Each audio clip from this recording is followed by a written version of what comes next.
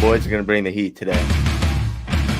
As the leader of the Booner pack, I lead from the front.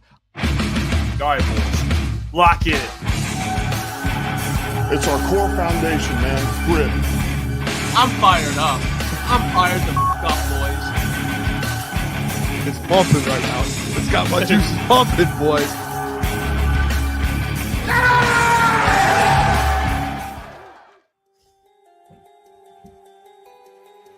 Oh, This guy, welcome to Crunch Time Sports on a Friday. And we got a lot to get to today, fellas. You know why? Because we're doing a first round mock today. Favorite day of the week. Every Friday. We only have one left. One left. Today and next Yeah, week. well, one. Yeah, because it won't be a full week on that Thursday.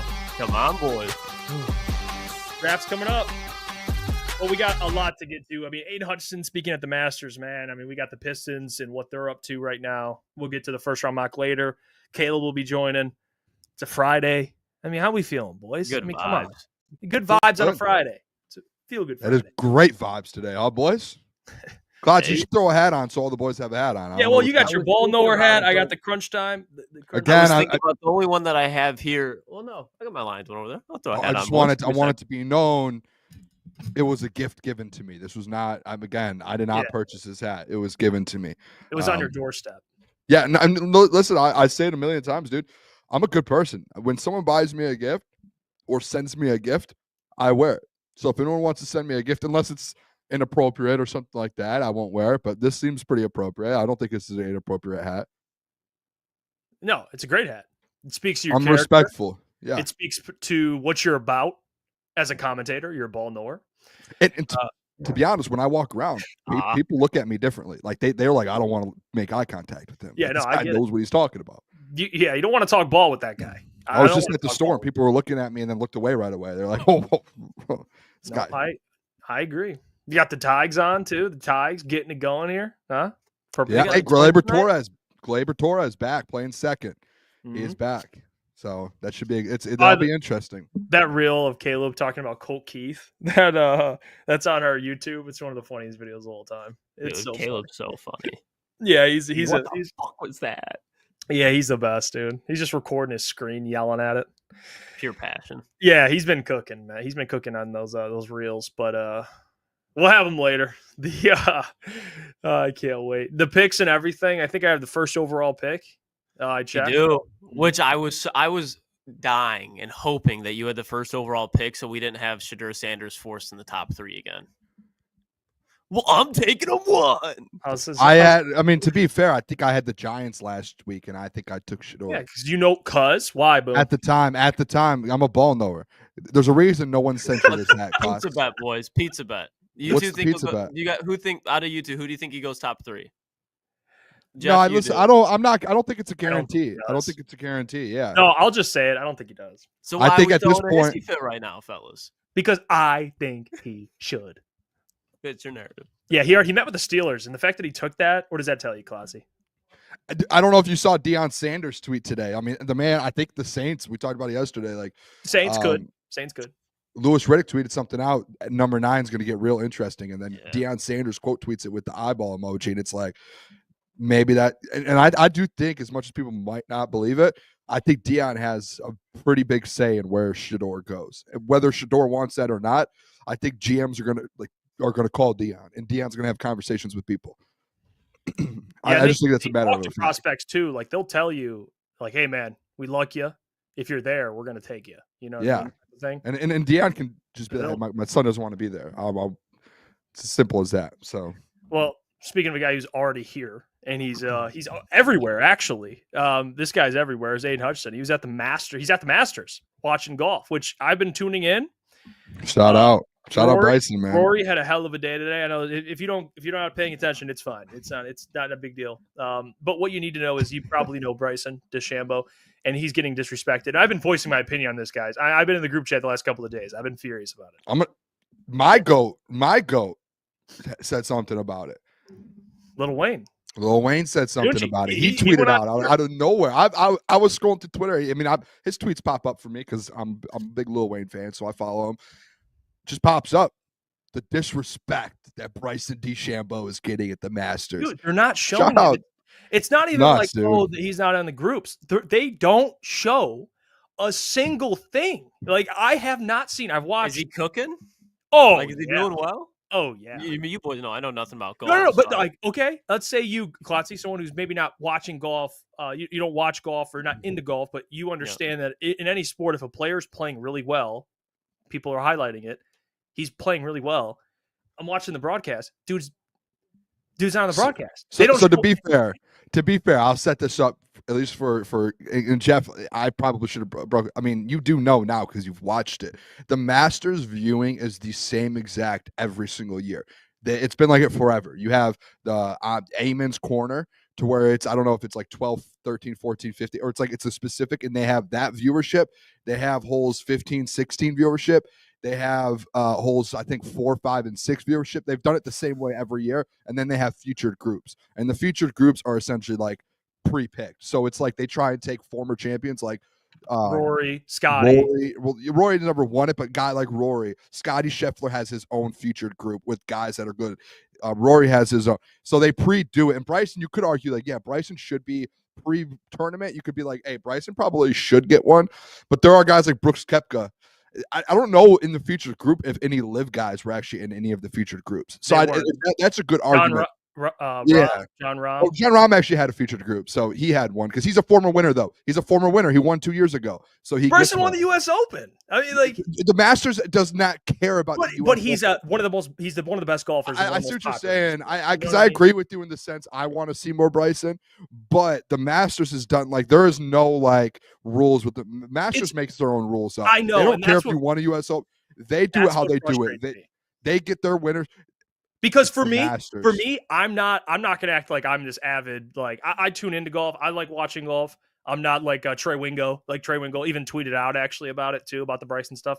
I'm not like on that level. Yeah. I tune in to watch Bryson. Like most people want to watch Bryson. There's a lot of people in today's world that do, but like again, that's the Masters. They do cater to your audience. All right, dude, Jeff.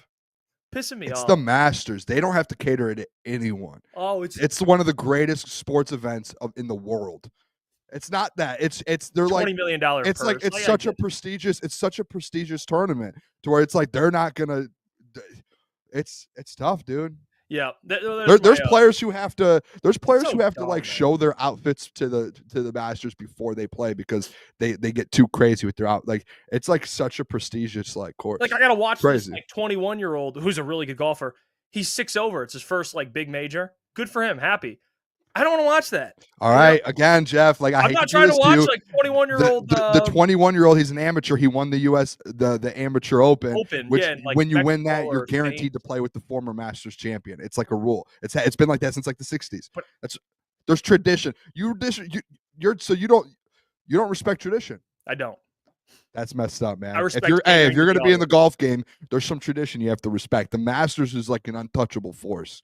You don't mess with the Masters. I agree, but like when it gets to 3:00, like the 3:00, you get they started showing Bryson a bunch. But the only problem was that he teed off at 10, so you got into a spot where like yesterday you got to see a lot of Bryson's round because he teed off later. If you did it right, if you watched it right, you just don't know how to the whole. Listen, you're a rookie, man. You need to finagle and figure out how to watch these 4, 5, 6. You got to turn that on when Bryson gets there. But and then by the time he gets to 7, through different holes, like they just want to watch the main broadcast. Like again, I'm speaking for the casual golf fan. The casual golf fan. It doesn't. The tournament. There's 120, 130 participants. They're not going to just show one player for people. It just that's the part of watching golf is you don't get to see each guy. It's dumb. You got to learn other guys, brother. It's all right. Bryson will win it. I already have bets placed. All right. Yeah. What a good Masters back and forth there, huh? Yeah. All right. He is cooking right now too. He man. is. He's playing so good. Yeah, he is. He's playing well. He's a fun golfer. He's a good guy. We didn't play the Hutch video. That's on us. We just well, I'll play it. Hutch is there. So speaking of that, Hutch is there. Which honestly, Hutch, underrated golf fan. I didn't know that he's at the Masters. It's out in what is it? Augusta, Georgia. And Hutch went over there. He's at the event, and he sat down and had an interview. So let's play the interview, get an update on what's going on with Hutchinson. By the way, if you can walk that course, he's healthy. It's a lot of walking. It's a shit ton of walking. So the fact that he's walking that Hills, yeah, he's fine. So let's play the clip. Here's Hutch with a sit-down interview, about a minute long. We'll see what he had to say. Let's check up on him. And a Heisman finalist at the University of Michigan and a great friend. First of all, I'm proud of you. Oh, yeah. Thank you, man. I appreciate that. All right. One of the things that Augusta National is best known for is the undulation, how hilly it is. How's that leg holding up this morning? I'll tell you what. Feels amazing, man. It Good. feels amazing, and I can say I am grateful to be here. You know, you don't think about that undulation when you got a healthy leg, but now that I'm walking again, I've been walking, but now that I'm running full speed going, like you're grateful that when you walk you don't feel pain. You know, so I think that's this injury has definitely made me very blessed for these moments, for sure. Appreciate Absolutely. health more. Oh, well, I mean, when you go from 1 second, you're just a high-performing athlete, running at full speed, bending corners, and the next one, you can't even get to the bathroom on your own. You know, it's a very humbling experience. So I think when you get all that stuff back, you don't take it for granted. That's for sure. I love that perspective. Yeah. All right. Well, yeah, the leg, there should not be one more. We're not going to have a single conversation for the rest of the offseason about questioning what he's going to look like. All right, he's fine. He's okay. He's walking at the Masters. Doesn't need like a cane or something, like a little transportation device to take him. That'd be crazy. You know what I mean? Like, oh, the doctor suggests he gets on like a golf cart. No, like the dude's fine. He doesn't need no help. He's walking. Like, I actually didn't even know they started with that, with the whole, like, if you're walking this much, that leg must be fine. I didn't see that part. So it shows he's fine. So I didn't know. I saw Hutch golfing at the NFLPA event with that was Pat O'Connor. That was Hogan Hatton. Kyle Pecco. Sam Laporta was there. That was the good in the NFLPA thing they did. What's his name? So Avante Maddox. And I've seen that golf swing by Hutch. He's like me. All right, we're about the same, I think. No, I disagree. I think Hutch is actually really good at golf, from what I've heard. Seriously? I think he golfs like in the 80s. Like, I think he's like a legit, very good golfer. I think him and his, like, growing up, he played with like his dad and stuff. You know what? He's better than me. From what I've heard, I have not played with Aidan Hutchinson, so I can't say. But yeah, good friend. Through the grapevines, he's a golfer. He knows how to play a little bit. Yeah, I mean, I see the Bears fan heal up Hutch. Darnell Wright waiting on you. I promise you, Hutch is not thinking about Darnell Wright, and you know that, Damon. Stop it. Hey, Darnell Wright's thinking about Aidan Hutchinson. Like, hopefully, he's not back. Yeah, no, don't do it. John Lord says, "No way, it's the same as Jeff. The simulator told me everything about your swing." Okay, John, it's player development. Okay, developing slowly. So I am a better golfer than I was at the golf sim. Now, how much? It's debatable. So we'll see. We're definitely going to do some sort of crunch time golf event, something for charity at some point. So for all the listeners that do golf, that live in Michigan, maybe in the Metro Detroit area, because I don't think unless you want to drive a couple hours, we would love that.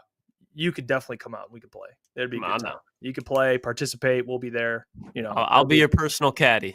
Yep. Get you the best drinks, best golf club you could possibly ask for. Yeah, Klotzy, I'll bring the vibes. I'm locking you in right now. Klotzy would be good at it if he tried, because he's athletic. You're athletic, and you'd figure it out. If we host like a tournament or something, I'm locking Klotzy in right now. I'm not Klotzy. We're not going to call Klotzy the cart girl, but he is going to have the cart with all the drinks on it, driving around delivering drinks to people. Everybody will be having a good time. Yeah, that Klotzy would be actually to where it's like just going hole to hole, just like, hey boys, how you doing? Have the speaker on the back. No Drake playing, so Jeff can't have that. He won't take that away from my ego. No Drake will be played, no Aubrey Graham, but the vibes will be immaculate. Make sure that everybody who decides to show up, have a good time with the fellas, donates for a good cause.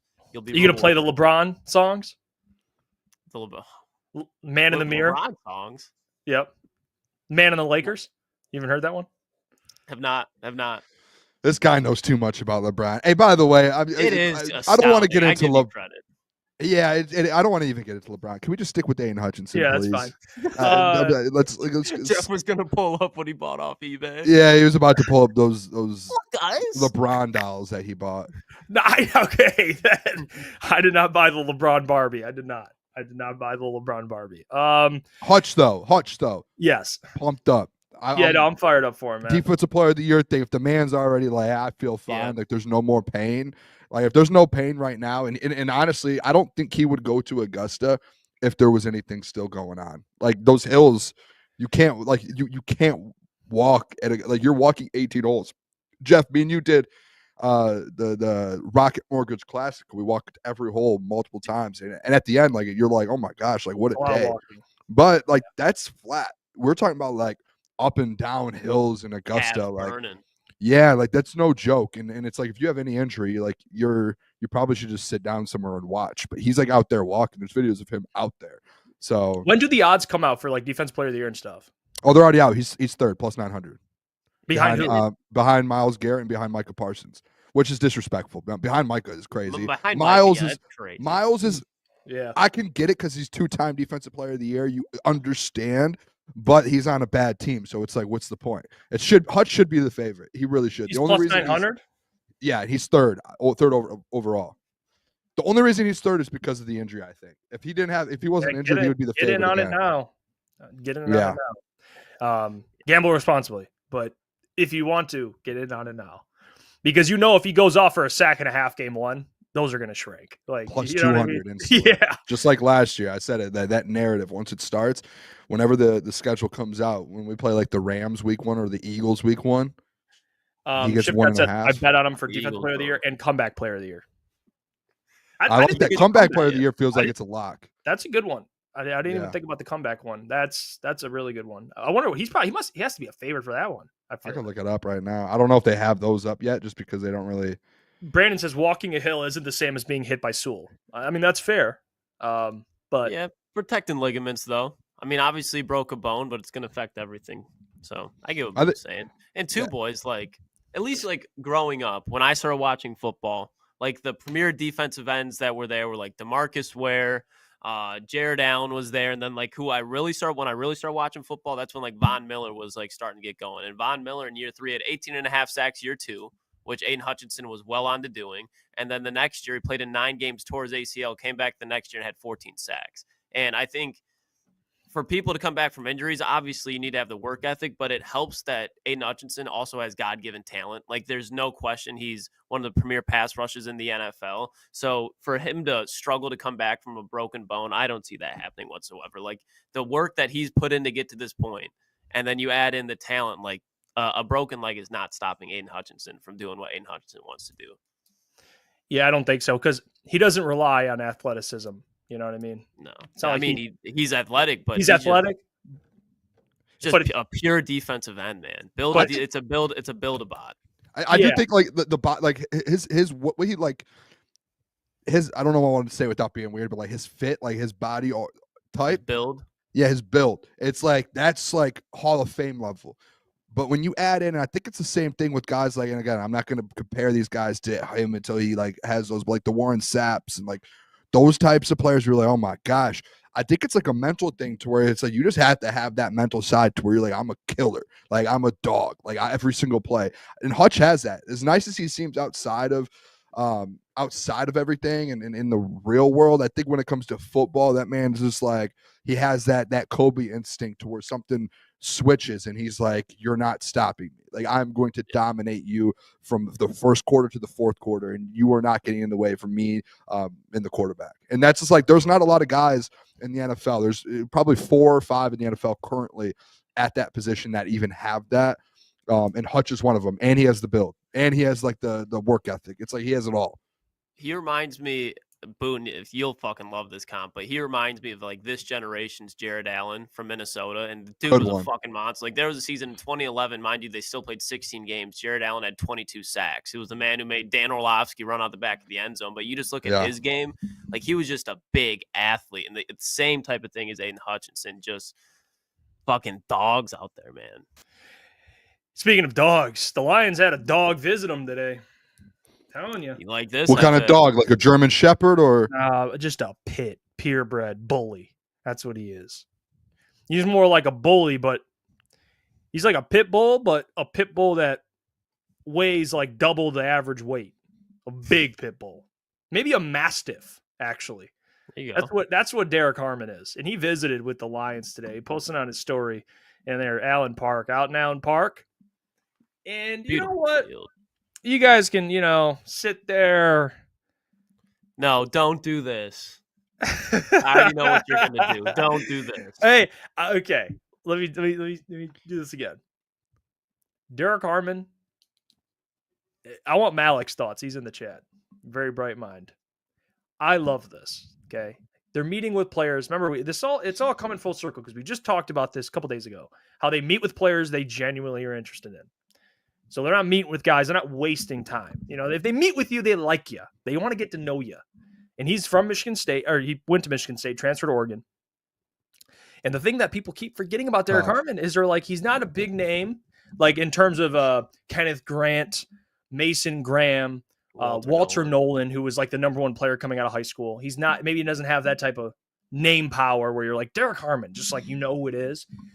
But when you look at the tape and you study what Derek Harmon is, fellas, he was, according to the data, the best pass rushing defensive tackle.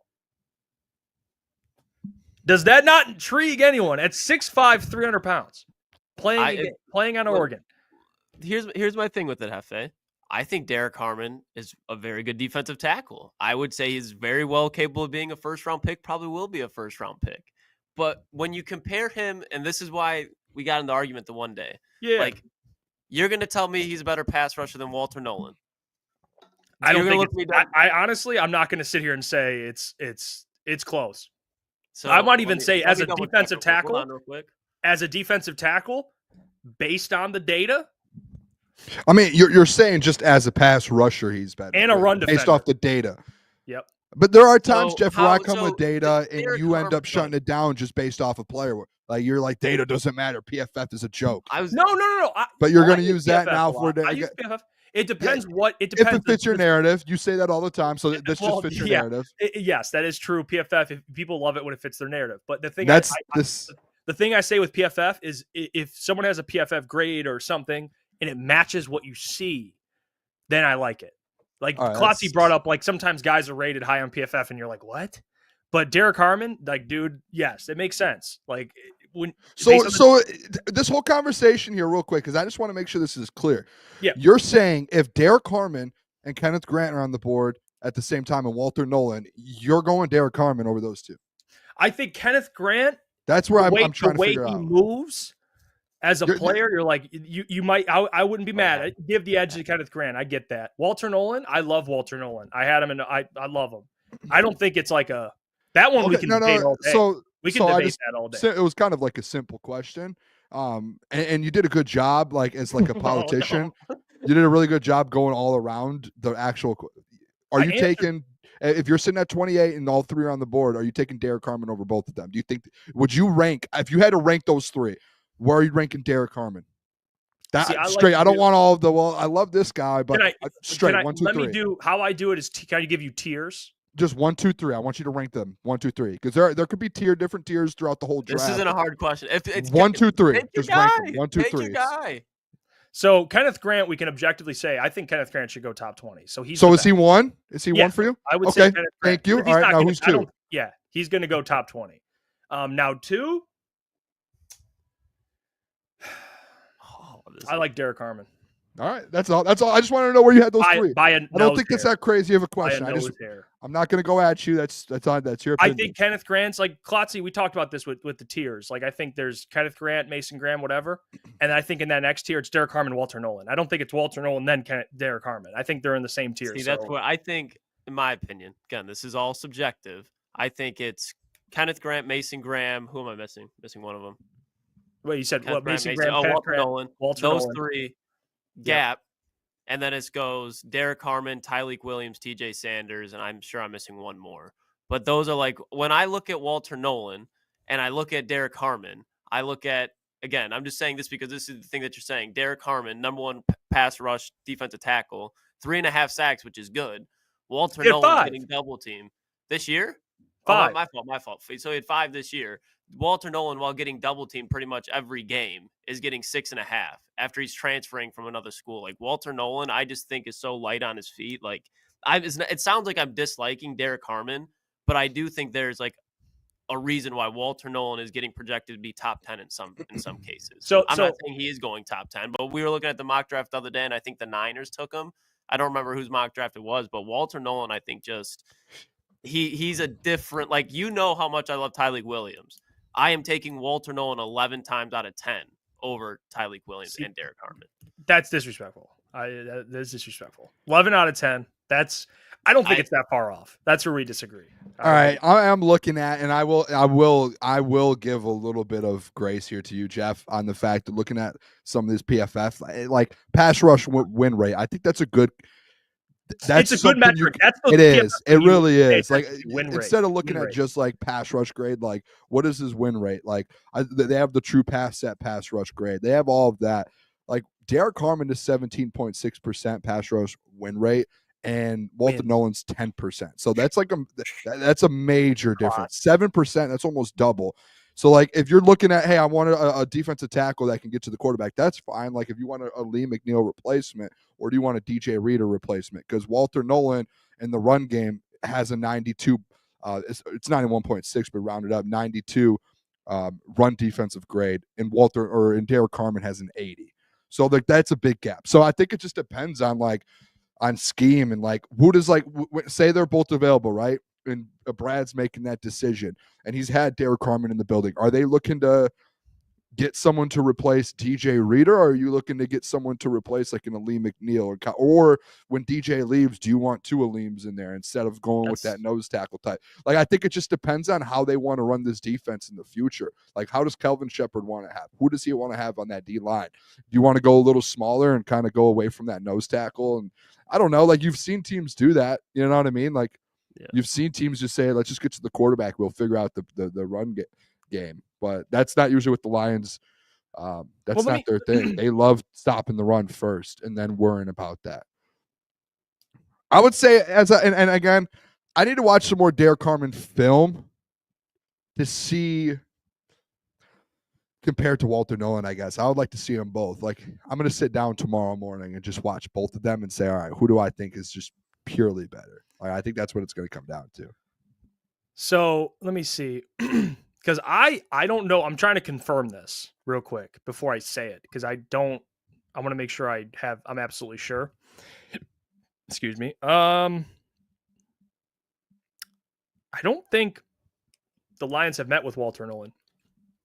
No, I would have been. They're probably out on him then. They probably didn't. It's probably gone. Yeah, but they met with Kenneth Grant, and there's a chance Kenneth Grant goes top 20. But they met with Derek Harmon. But that's what I mean. They met with 2 out of the 3, and all of them have a chance of going in the top 25. So it's like they're just doing they met with Mike Green. Mike Green could be top 10. Yeah, no, you got a point there. I just think when you look at it, there's some guys that it's like, okay, is this worth trading up for? I think there's more of a chance. It doesn't make sense, but we see it every draft, especially guys that are in that first couple picks of the second round. Like, who are they banking to fall more? Walter Nolan, who's just like completely polished in every aspect, or there's still some question marks with Kenneth Grant because he's going to be good, but I guess it's not a guarantee because there's untapped potential there. So I think there's just more ways that he falls. Like, if the Lions took Derek Harmon at 28, I'm not going to be mad. Like, I'm going to be happy. It went to a position of need, in my opinion, and I know it's not what they draft for, but if it correlates to a position of need, I love it. But I just think, again, like, it sounds like you're talking like bad about him, but I just think there is a gap from Walter Nolan to Derek Harmon. I'm going to be honest. I just, if they didn't meet with Walter Nolan, I would have to say they're out on him. Yeah, I would agree. Like, I don't think the Lions will get Walter Nolan. And it might not be, in my opinion, Klotz, it might not be that they don't think he's going to make it. They just might have, like, I think Brad just has certain guys on his board where, you know, like he said last year with Terrion, like Terrion was like, I think he said he might have been like top 5 on his overall board. And like Brad's boards are a lot different than probably most NFL GMs. So maybe they just don't have him on his board, or else I would feel like that's a position obviously they're looking at for the first round is defensive tackle. I've heard today there was another defensive tackle they met with and brought in. I can't remember who it was.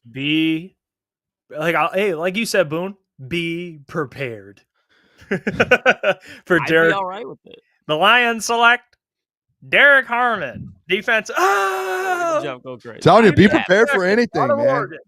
Give People me are good. Derek Harmon over Shamar Stewart.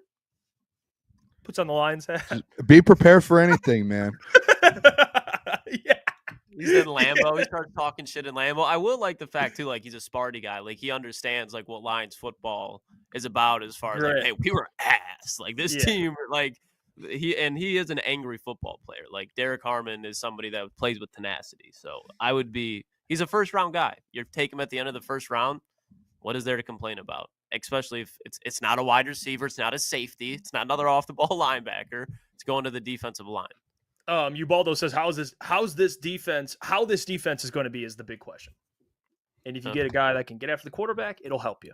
That's the storyline of the offseason, man. Yes, that's all it is. Yes, it is the storyline. Speaking of storylines, Shaq addressed the storyline. What will the Pistons do in the postseason? I can't play the video because it is on TV. It's TV. It's straight from TV. So don't we play a million videos? Well, it depends. If it's on TV, we can't play it. Pat McAfee? That's the one because it's on YouTube too. So we get away with that. But this, I don't think we can't play this. We might as well skip this one then. Well, we did talk about it yesterday, unless you have something with it. Well, I want to ask. I'll address what he said because the quote they asked Shaq about the Knicks and the Pistons, and he said, "I don't think they're good enough to advance to the second round." He's talking about the Knicks facing Detroit. And he was asked, so you have them to lose to Detroit? And he said, oh, yeah. Hell yeah. Cade? Hell yeah. Isaiah Stewart? Hell yeah. Oh, he said, oh, yes. And I think the question that I would ask is, do we believe, truthfully, in a Pistons playoff run? That is the question. Do you believe in a playoff run? Because making it's one thing. How far you go is another. What are we classifying as a run here? I think I don't think 2 series wins, I think. 2. I think that's like a run. Like I think you can win a series and be like, that's good. But I think like a run would have to is back to back. Like you have to win multiple. 2 series. So like, are you asking like, is there a chance? Like, is that realistic? Yes. 100%. I don't, because who would you face? You would face I'm looking it up right now. The Knicks, but I'm trying to think. I don't know how the second round works. It would probably be the Boston, Knicks, Cavs. I mean, you'd face. But who would it be the winner of? Like, because right now you're the 6, so it would be so as it sits right now. If you would face the winner of the 4-5, the Knicks and Pistons would play. Who's the 4-5? They would play the winner of Boston and then Atlanta and Orlando. So they'd be playing Boston most likely. Do you have like a playoff bracket in front of you? Yeah, I'm looking at Bleacher Report. I'll send it in the Slack. Because I thought the 4-5 play the. Because since the Pistons will play that's highest right. seed. Yeah, because I was thinking the 7. One of the highest. 2-7. Check Slack, Hefe. So here, I'll pull it up. All right, here it is. Let me just show you. We have a visual. It'll be easier to break it down. And I have my take on it. But I was wrong too. Let me see this. All right. Shout out Bleacher Report, man. They do a great job with this. It's all laid out perfectly. Let me see. All right. So Bleacher Report made a cool graphic for us. We can check it out. This is the actual bracket. So you're looking at the play-in tournament, Bulls, Heat, Magic, Hawks. They go to that 9th or 8th. And then the Pistons will play right now, the Knicks. And then the winner of that, you'll be the 6th seed. So you'll play, I think the winner, so the Cavs will play the worst seed. I think is how that works, right? The Cavs will play the worst seed. They'll play. These arrows are fucking me up. Yeah, I mean, no arrow to be for the honest. Pistons. So you're probably gonna play. You're gonna play a. This doesn't help show who we play in the second round. To be honest, yeah, you're probably gonna play either. I mean, you're gonna play a top 3 seed. So think about it like this: Cavs, Boston, and if you beat the Knicks, it'll go to the Pacers. Probably Boston though, because they're second. Cavs will probably get the worst seed, and then you'll play Boston. So let's say hypothetically they play Boston. We can go with that. possibility. You play the winner. You play the winner of the 3-6. So whoever or the 2-7. I mean, you play the winner. So of the it'd be 2-7. Boston. Boston's gonna win that shit. No, so, is Boston 1? They're 2. Oh no, Cavs. Okay, yeah. So you play the winner of Boston and whoever the other team is. Yeah, the play-in brackets kind of throw everything off because That anyway. was unbelievable. You'll play if Boston wins and you win, you'll play Boston. And here's the reality. Okay, I think they'll win a series. Especially if they face the Knicks. I would love the Pistons in that series. I think the way they're playing. They're in the Knicks psyche already. They're in their mind. Every time they play the Pistons, matchup wise, they've come out on top. Especially the way Cade's been playing against them. He's cooking them. I think that's it. So if we're going playoff run, I'm not going to say playoff run. I think that's premature. And you know me, guys. Like I get slappy. I said the 35 win thing. Like I thought they'd be much improved this year. I didn't think they'd be this improved. I mean, they're way better. But I just don't think talent wise they can match up with a Boston or like for 7 games. There's just no way. Can they take a game? Yeah. But I think a team like Boston playing in Boston, there's some things, fellas, where inexperience is gonna get them. Yeah. And I think the Celtics, that's gonna be where it ends. But you know what though? That's amazing. I think it'll be the first playoff series they've won in well over a decade. It'll be the first. No, more than that. It'll be the first playoff win, not just series win. It'll be the first win in over 16 years. So I think the big win would be winning a series. That would be massive. And after that, you're playing, in my opinion, with house money. So to answer the question, do I think they can make a run? No, I don't. But do I think they can win a series? I do. Yeah, I don't know about a run. I think the Celtics, I just looked at you're 1-3 versus Celtics this year, so that's a tough. I think if you had the Cavs, and this isn't bad at the Cavs. I just think you match up with the Cavs a little bit better.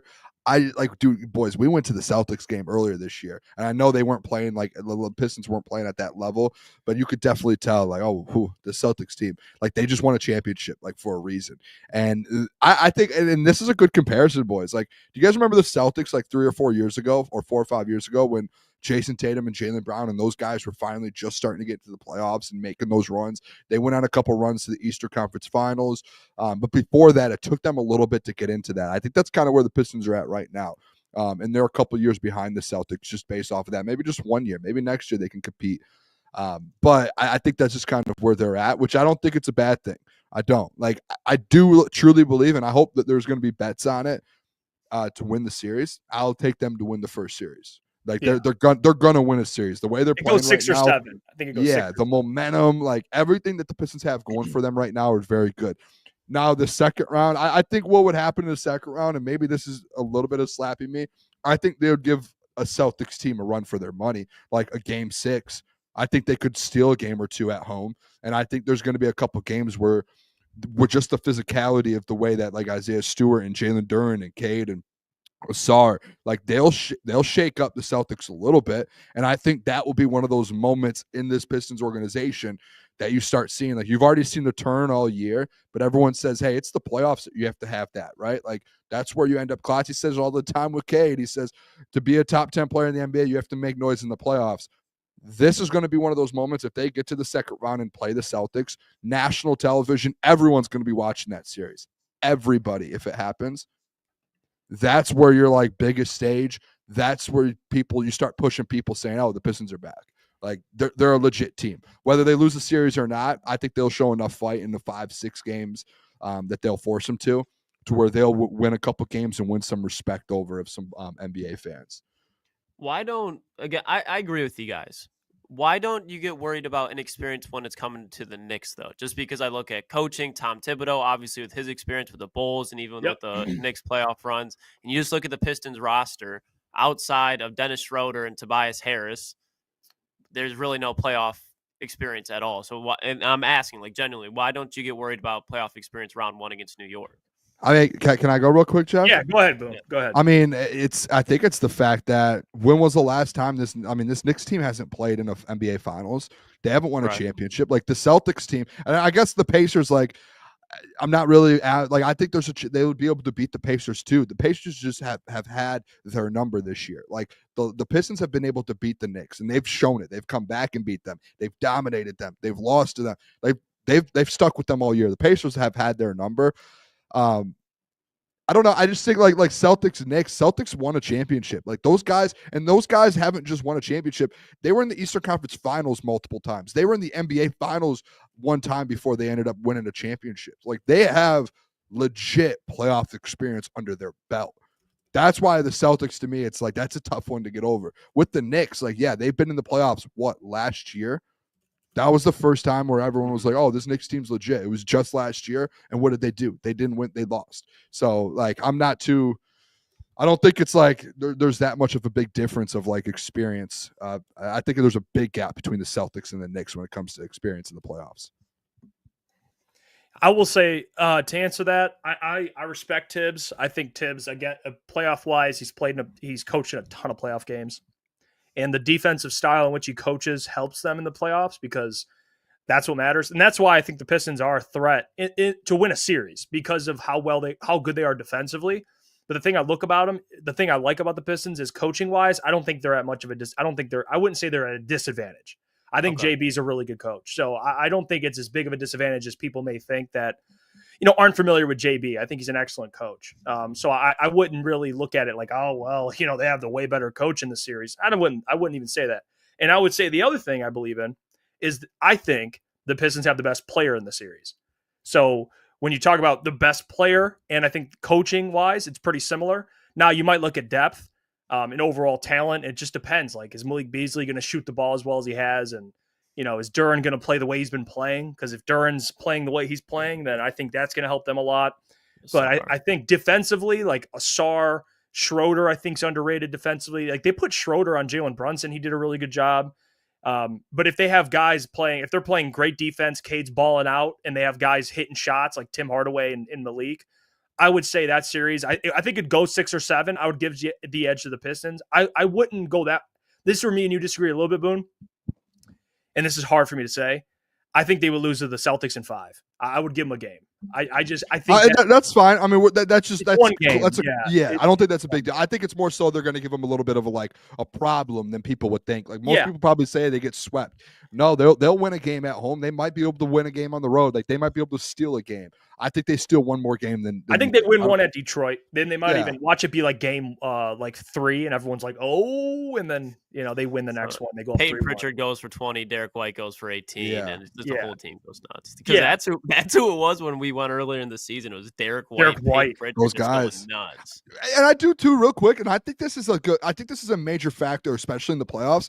Guys like Karl Anthony Towns and a couple guys on that team. Like I think Josh Hart's tough as nails. Yeah, I think Jalen Brunson tough as nails. After that, like, are we really going to sit back and say Karl Anthony Towns tough as nails?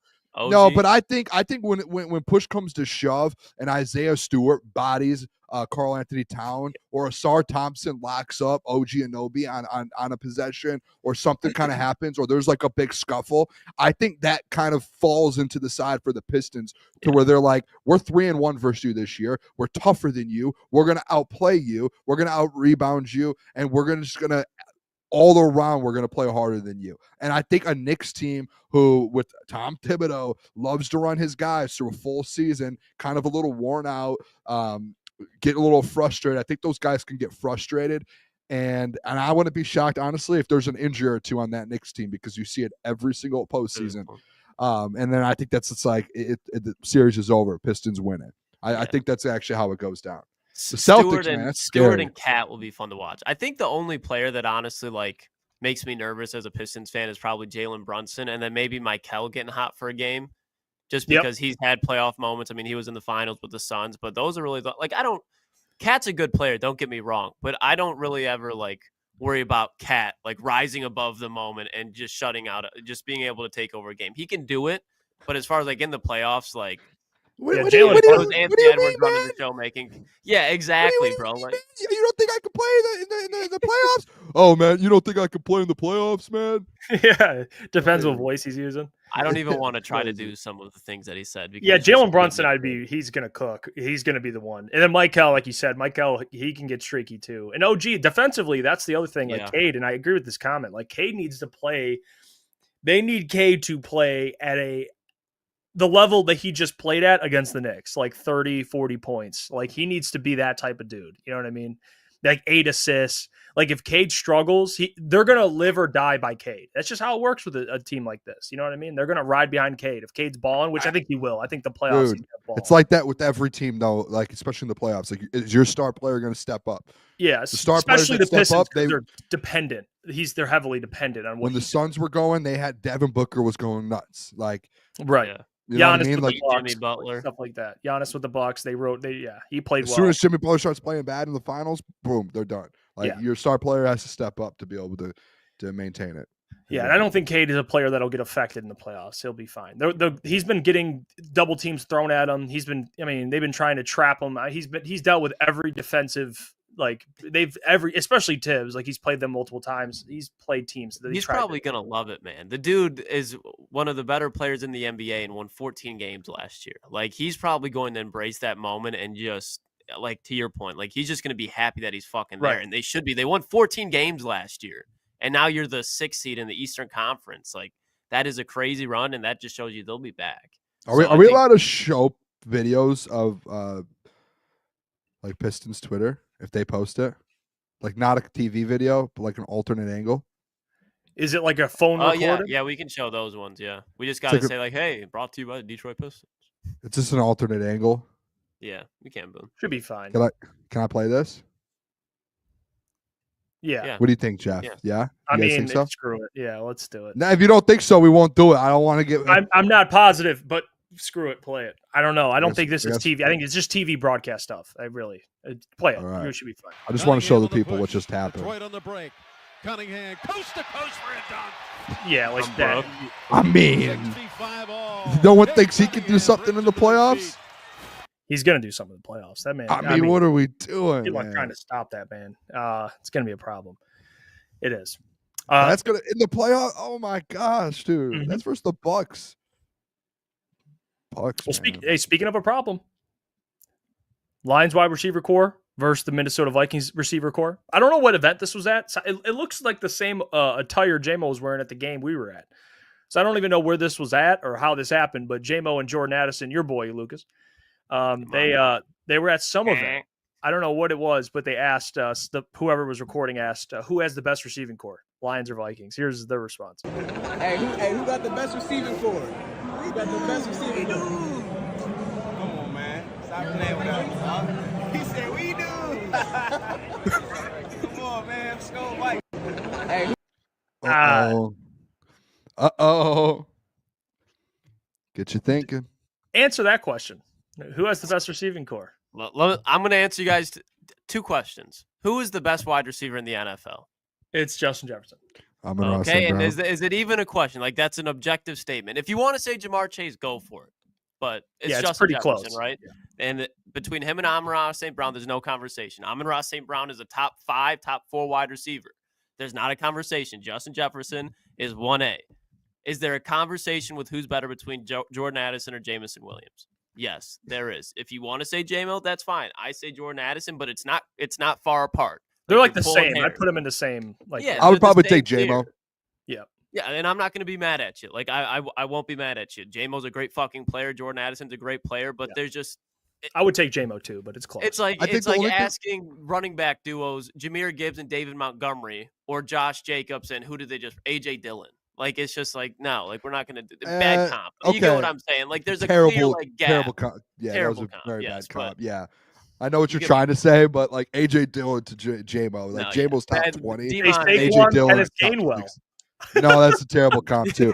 All right, first of all, I just want to throw this out there with J-Mo. I think the reason J-Mo, and I'm just going to say this with Jordan Addison, Jeff, I would think you're on the same page if you think, but like I think statistically wise, you could say okay, they're the same.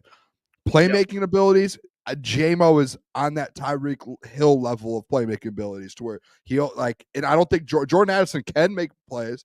I just think it's a completely different level. Like I think J-Mo was top 5 in the league when you're talking about like explosive playmaker. Like we're talking about, and we've had this conversation before.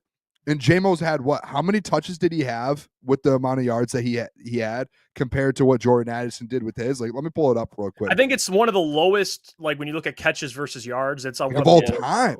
Like it's in the last at least last handful of years. So Mike Williams he had 58 catches. 58 catches for 1,000 yards. Let me find Jordan Addison. 63. So he had 5 less touches than Jordan Addison. Jordan Addison had 875. So he had almost 200 more yards than him with less catches. So I just think the playmaking ability, I think that ends up making the kind of the difference there, and especially with they're given to rushing and all of that. So I think there's that. I'll say this, and I put this in the prep too, and I'm interested to know what you boys think about it. Or unless you guys have anything else on the J-Mo thing. No, because we've done the rankings before, and I've voiced my. We all had. I think. Yeah. Go ahead though, because I'm curious about this. I actually think I had the Lions above the Vikings. Anyways, I think I did. I think I had like the Rams. It's insane. It's Neil Rule-esque. I think I had the Vikings 3rd or 4th. I think I had them 4th. Do you have the Lions high, Klotzy, over like the? Yeah, I had them Eagles? high. They weren't over the Vikings though. I think think I had over the Eagles. Yeah. I still think it's so they're all so similar. All right, just this question for you. Yeah, I just want to throw this question out. Hypothetical, okay? Yep. Detroit Lions draft at 60 overall. Somehow, some way, this guy falls to him, and you're sitting there going, "How is Jaden Higgins on the board right now? How is this kid on the board?" And the Detroit Lions run to the room, and Brad Holmes screams at his intern, "Call the pick in now. Call it in now." Jaden Higgins, wide receiver, Iowa State. And they add him to this room. And you have Jaden Higgins, Amon-Ra, J-Mo, and I don't even know who the KJ Osborne. I don't even think he's there anymore. No. Whoever the third guy is in Michigan State. Rondell Moore. Rondell Moore, yep. And Jalen they have Naylor's there too. They have those guys. I think at that point, you get Jaden Higgins somehow. That 3 right there, it's the best in the NFC North, and there's no question behind it. Zero question. There's no argument to be said at that point. I think on paper, yes. My thing is when you look on at paper, on field, both. I know what you're talking about. I think on paper, yes. On the field as well, bud. Boone, tell me outside of the Denver Broncos with Peyton Manning, when a wide receiver trio, you're talking about 3 very good wide receivers, has ever worked. Okay, you cannot. No, you can't do this because you have said Jaden Higgins would be great on this team.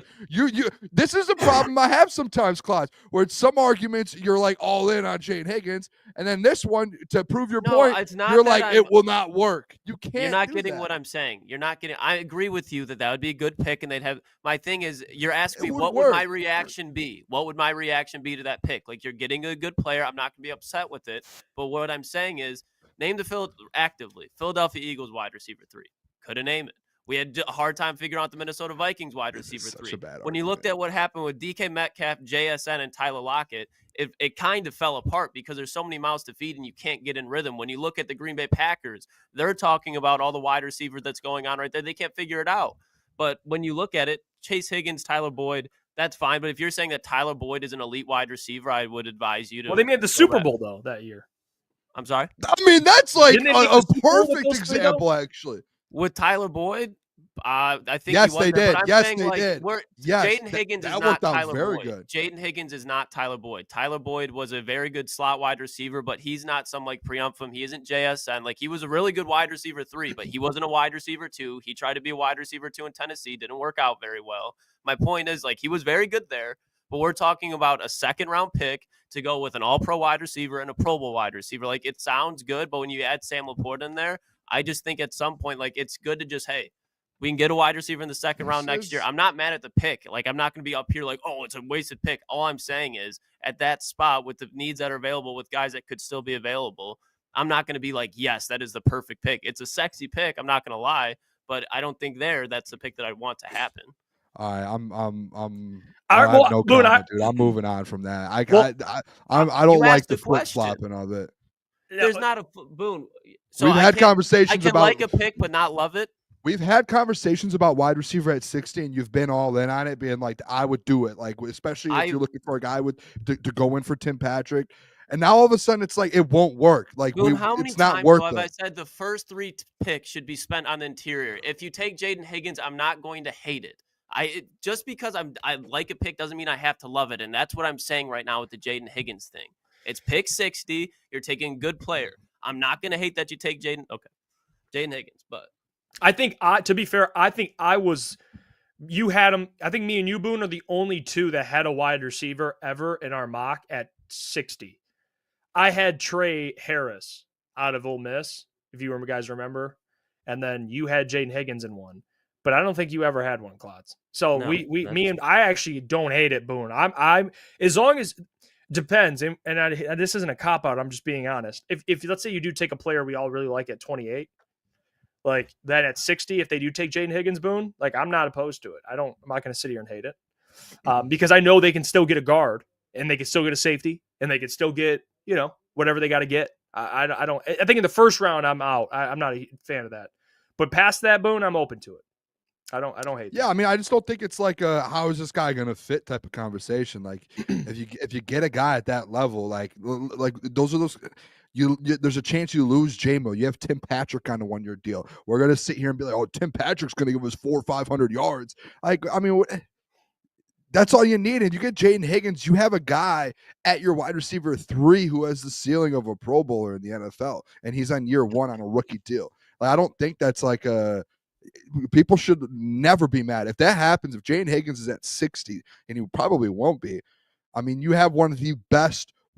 You already at this point have some of the best weapons in the entire NFL in your offensive room. It's even more, and it's like there's no like who's going to get the ball. Like that's one thing I don't like hearing with this Lions team over the last 2 years, and it's died down a lot. Shout out to the fans and shout out to people covering the team. Like that conversation was it was like a 2 years ago conversation. Like there's only one ball. Like no, you've seen this team play on offensively what they do. They've spread it around. Guys don't care how many yards they get. Amon-Ra's gone games with 20 yards, and no one's really he hasn't said a word. So I just think just adding another piece to it. Whoever brought the Bengals thing up, that's a perfect one with Tyler Boyd. Like they never had an issue, and they went to a Super Bowl.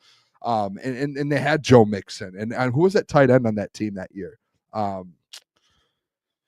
It wasn't like a Sam Laporta, but they had someone who I think had like 400 or 500 yards, if I remember correctly, who was just like, okay, that was the CJ Uzama. Yes, I believe it was actually. I still think he had like 400 yards. So I mean, I don't think it's like that crazy of a situation. And if you add that, you have one of the best wide receiver rooms in the entire NFL. You already probably do.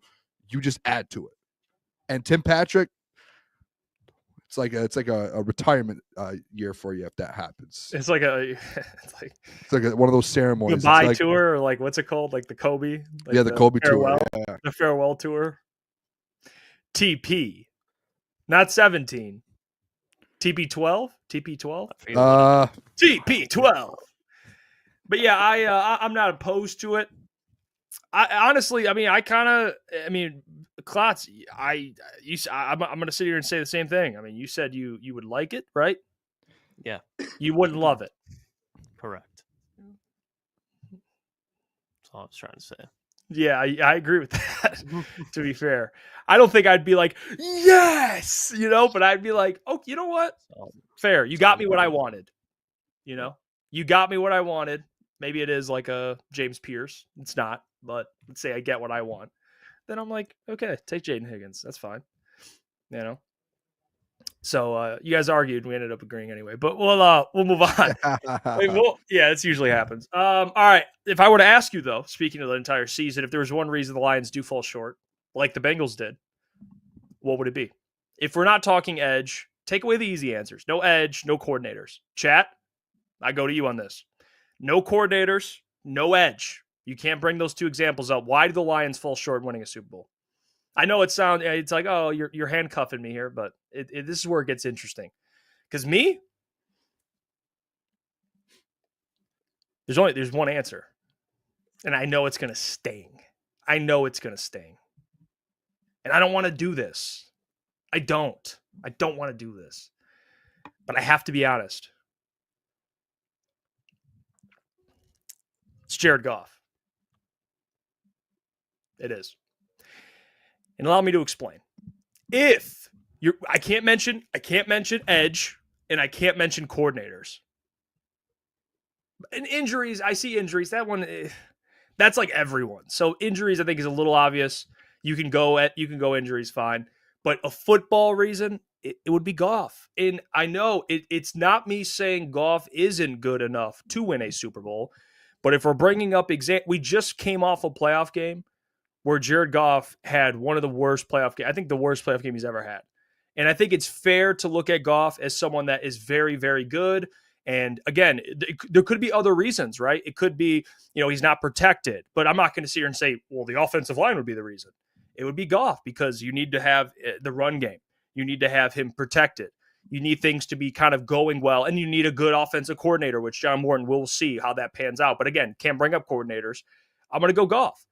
Because you look at Super Bowls and you look at how important Jalen Hurts was in the Super Bowl we just watched. We witnessed Jalen Hurts, and I was wrong. I mean, I was harping on the Eagles. Oh, the Eagles, they're not going to threaten anyone with their passing game. Oh, and he tore up the Chiefs, shredded them when they needed him to do it. And that would really be the big thing is, okay, Goff, if you get to a Super Bowl and you can't run the ball, and let's say you're not protected as well as you typically are, he would be the big reason, whether you win or not. And you would look at him to take care of the football. That would be the biggest thing. Make timely plays, like these big completions Jalen Hurts had in the Super Bowl. That's what you'd be looking at Jared Goff for. Like, can you come up with these massive plays like Jalen Hurts did? And Jalen Hurts did it with his legs too. And I'm not asking Goff to do that, but he would have to do it with his arm. So that's the answer, boys, is like, what kind of Goff would you get in a Super Bowl? The last one he played in, he went against the greatest defensive coach of all time, and it was a crap show for both teams. But you saw the Rams were like, I'm good, and I think Goff's grown from that, and he's improved, but it's still a looming question is like, if you get on that stage and you're facing, Josh Allen, Mahomes, you're going to look at the quarterbacks, man. You know what I mean? It's going to come down to quarterback play. And I think that would be the reason, boys. I would go Goff. If it's not edge, because you got to get a pass rush, and it's not coordinators. Yeah, I mean, I don't hate that. I think that's number one. I know I see people in the chat, like coordinators, all that. We did kind of when we did the segment, it's like a little deeper into it because we've talked so much about the coordinators. Like, I think that's like such an obvious one. And I think it's still as well as the pass rush. We've talked about that all off season long.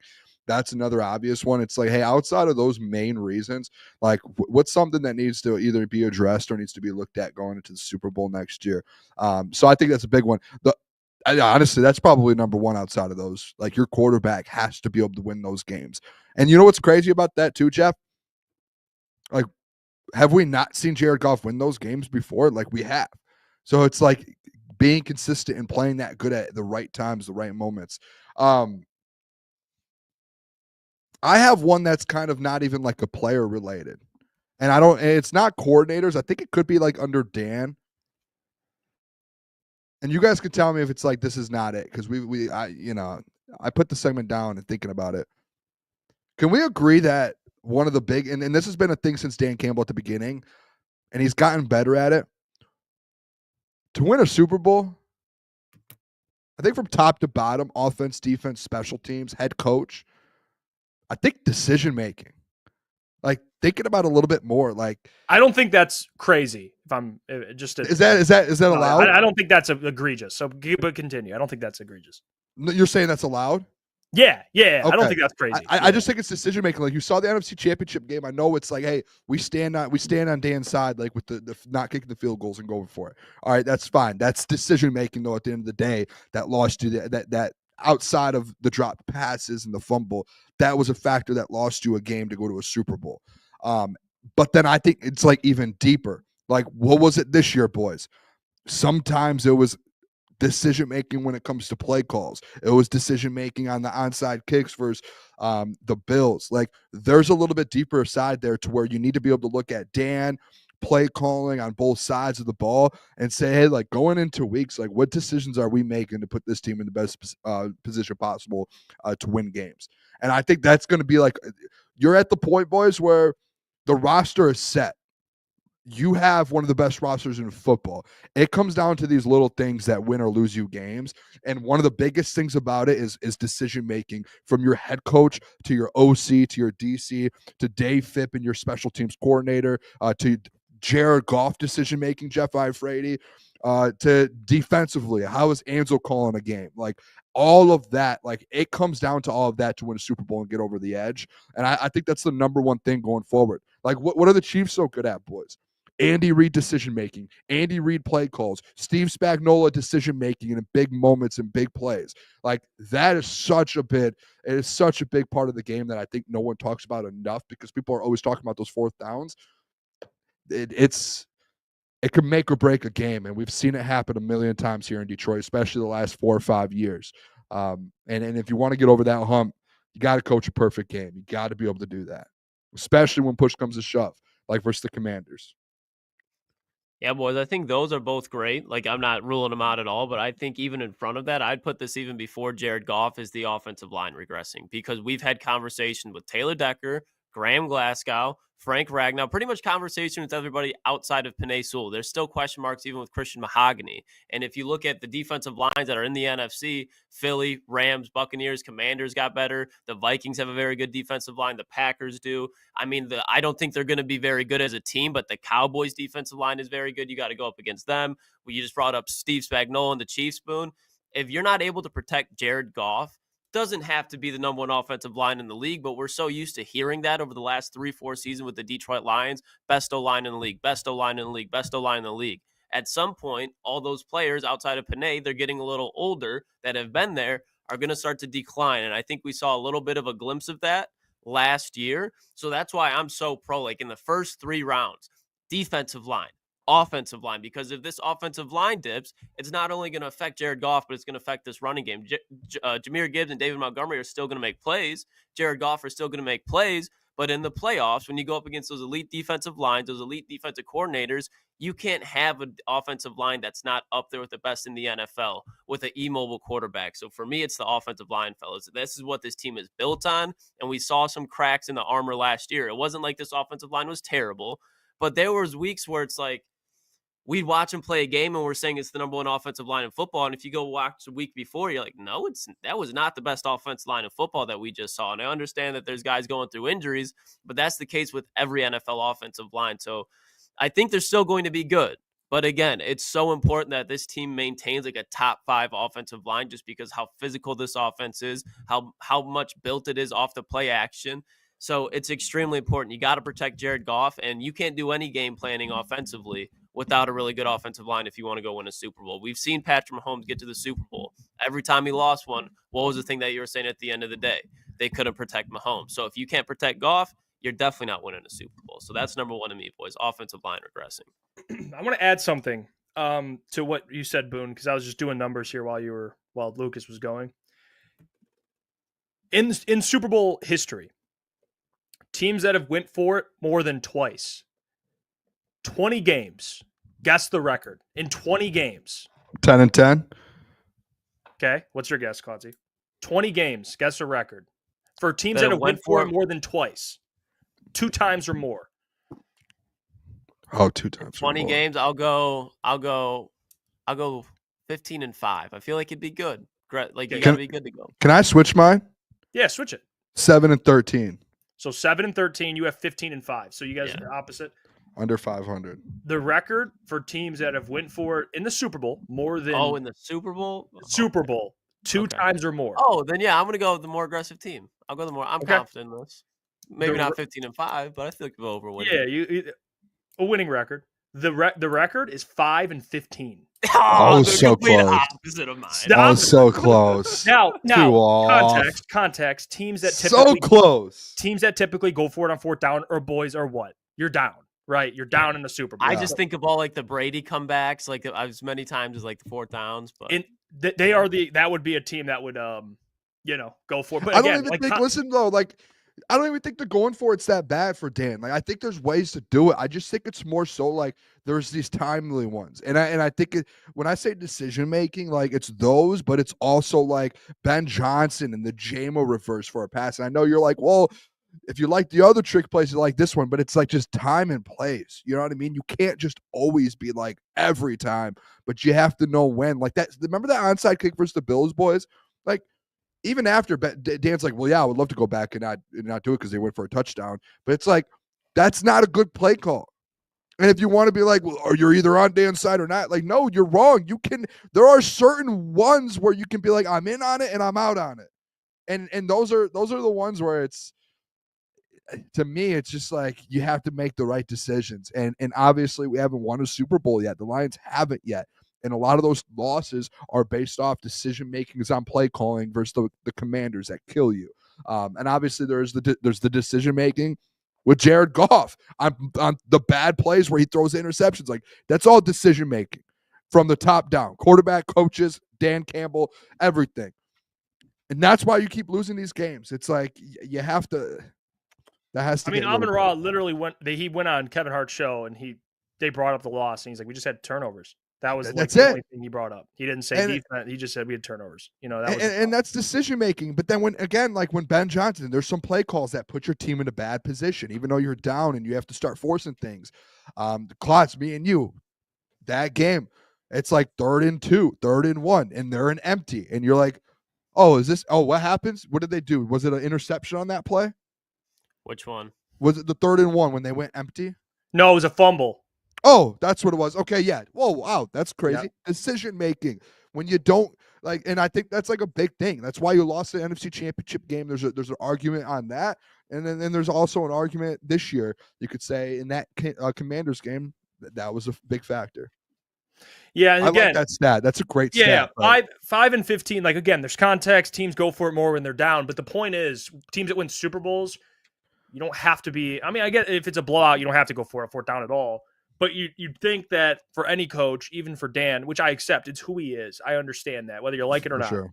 But when you get to that stage, to your point, Boone, it's about time, like timely. Like when are you going for it situationally, all that stuff. Like I'm not, again, it's not critiquing everything, but it depends. I mean, fake punts, it's like, or fake whatever. It just depends on what it is. It's like, hey, can you kick a field goal to go up? But the odds don't favor you, basically. Yeah. I mean, the odds don't favor you to be aggressive.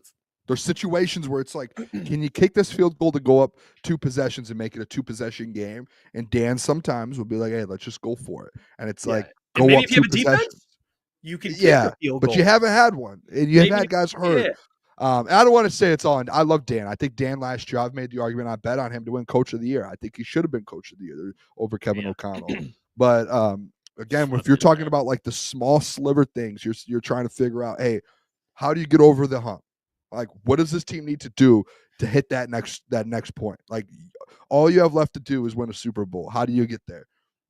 Those are the things where, those are the small things to become a champion you have to be able to do. You know, by the way, if you do make a Super Bowl, you know who you have to get through, right? This guy. That is unbelievable. I cannot believe who made that. Who sent me this? Who made this? Who sent me this? I want names. Was it someone in the chat? No, well, I actually know the name. It was it was Anthony Pistons Talk. He sent it to me. Oh, that's hilarious. Shout out Anthony, man. Just trolling me. This is, I mean, what are we doing here? That's your king. That's crazy work, man. Like, I mean, I'd love to see Tom Brady with one of these. Peyton Manning, Patrick Mahomes. Shit. This, I mean, what are we doing here? That's sick. That is. Yeah, you can't tell me that. We need to get like a Jared Goff one or something. I don't know. We made the Dan Campbell one. We just need to start like milking them out. Getting them. Just get like a Cade one. I'm trying to think of a different one. Steve Eiserman one where I'm not going to say it now. Yeah, Steve Eiserman. We haven't had the Steve Eiserman talk. I would like to have it because I have something to say about it. But yeah, tomorrow they'll be diving into it a lot. Saturday mornings, it's on the ticker there at the bottom. Live, 10 to 11 a.m. tomorrow. Mike and Caleb. Mike's on the stand. I've heard reports. Mike's on the stand tomorrow. That's what I'm being told by sources. Mike is on the stand. So if you want in-depth coverage with not just Lions, but Tigers, Pistons, everything, Red Wings, the boys will do it as well tomorrow. So tune in because Mike's been avoiding the stand for a while, but it's time. Has he? Yeah, he has. He's been avoiding the stand.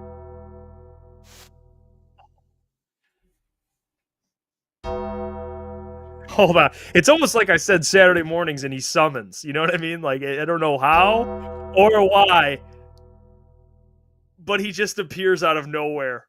It's like, Caleb Czarnik! I mean, Hey, boys. It's good to see you, gentlemen, today. It's good to see you guys. You look Am good, I blurry? Caleb. What's going on here? Caleb, you do realize little you're blurry? inside, right? Yeah, well, these what- are just what- for aura. Just aura purposes. He's honest about it. Yeah, it's for the aura. That makes sense. Fair. Well, Caleb, yeah, the rumors I've been told by sources is that Mike's on the stand tomorrow. Is this true? Yeah, he's not safe tomorrow. He's been dodging it for a long time. And look, the Red Wings are at their lowest of lows right now. So I'm going to put him through it tomorrow. Make sure to tune in. Got Scott Bentley joining the show, too, to talk some Tigers and Wings. You know what? I love to hear that. I do. who is it joining? Scott Bentley from Locked On Tigers and Locked On Red Wings. Really excited for that guest. Great guy. Yeah, I've actually checked out some of his content before. He knows ball. Definitely. knows ball. Well, hockey and baseball, right? Yeah. Yep. That's why we got him on. Perfect timing. Yeah. I'll be nice to him, though. He's safe. There He's you safe. go. But Mike, He's safe. he's not. Mike, he's not. All right, we got our first round mock we're getting into today, boys. on Which I'm now. excited. We do this every Friday where the fellas draft a full first round NFL draft, and we rotate picks. So everyone gets. By the way, 10 to 11 a.m. tomorrow, Wheezy. 10 to 11 a.m. on Crunch Time Sports. But this week, I am back with the number 1 overall pick. And thank goodness. I mean, it's about time someone responsible has it, and I have it. So I'm excited. I'm very honored to have this. And So Jeff Piper happy may I'm not number be one here pick. because the hair's gone, but he's in. Do you have the glasses at spirit. least? He doesn't spare it. Do you have the I mean, Boone. glasses? Boone. Can we get the glasses? Like, I mean, This does is it, gonna Boone, be a look. Boone, does a bear we get shit in the woods? something. Does a bear shit in the woods? I mean, it's time to lock in. All right, there we Time go. to Look at lock the, hold on, Jeff. Look in the camera. Look straight in the Hell camera. Caleb, look straight in the camera. There's levels to this. There's levels to this. Yeah, game. Caleb Get your money up. He just not your funny up. I got these off TikTok for $7. Shout out There's to no TikTok way Shop. TikTok that you shop. buy stuff off the TikTok shop. Yeah, dude, $7. You kidding me? That's I'm not going to pass up unbelievable. that deal. It's my The first time ever TikTok buying. shop. I thought that was a myth. I thought the TikTok it's shop real. was a myth. I didn't think It's that was real. real. Check it out. Okay, so I have the first pick, and I listen, fellas. This is a very easy pick. I'm aggravated and I'm frustrated because I like my brain to be challenged, and this pick is a layup. And Are you taking them right now already? I mean, I don't need to think much about this. Can we open the NFL draft? The NFL draft is officially open. All right, there we go. Yeah, my The God. Titans are now on the You clock. went rogue. You went AWOL. Well, when you're as bright as I am when it comes to the draft, I don't need much. What happened was that they were still doing pre-draft shows. Pat McAfee was over there. The pick is in. The ESPN was over there. Klotz, draft ain't even open yet, and you see Brian Callahan Yeah, just hey. standing on the podium going, "Give me Cam Ward!"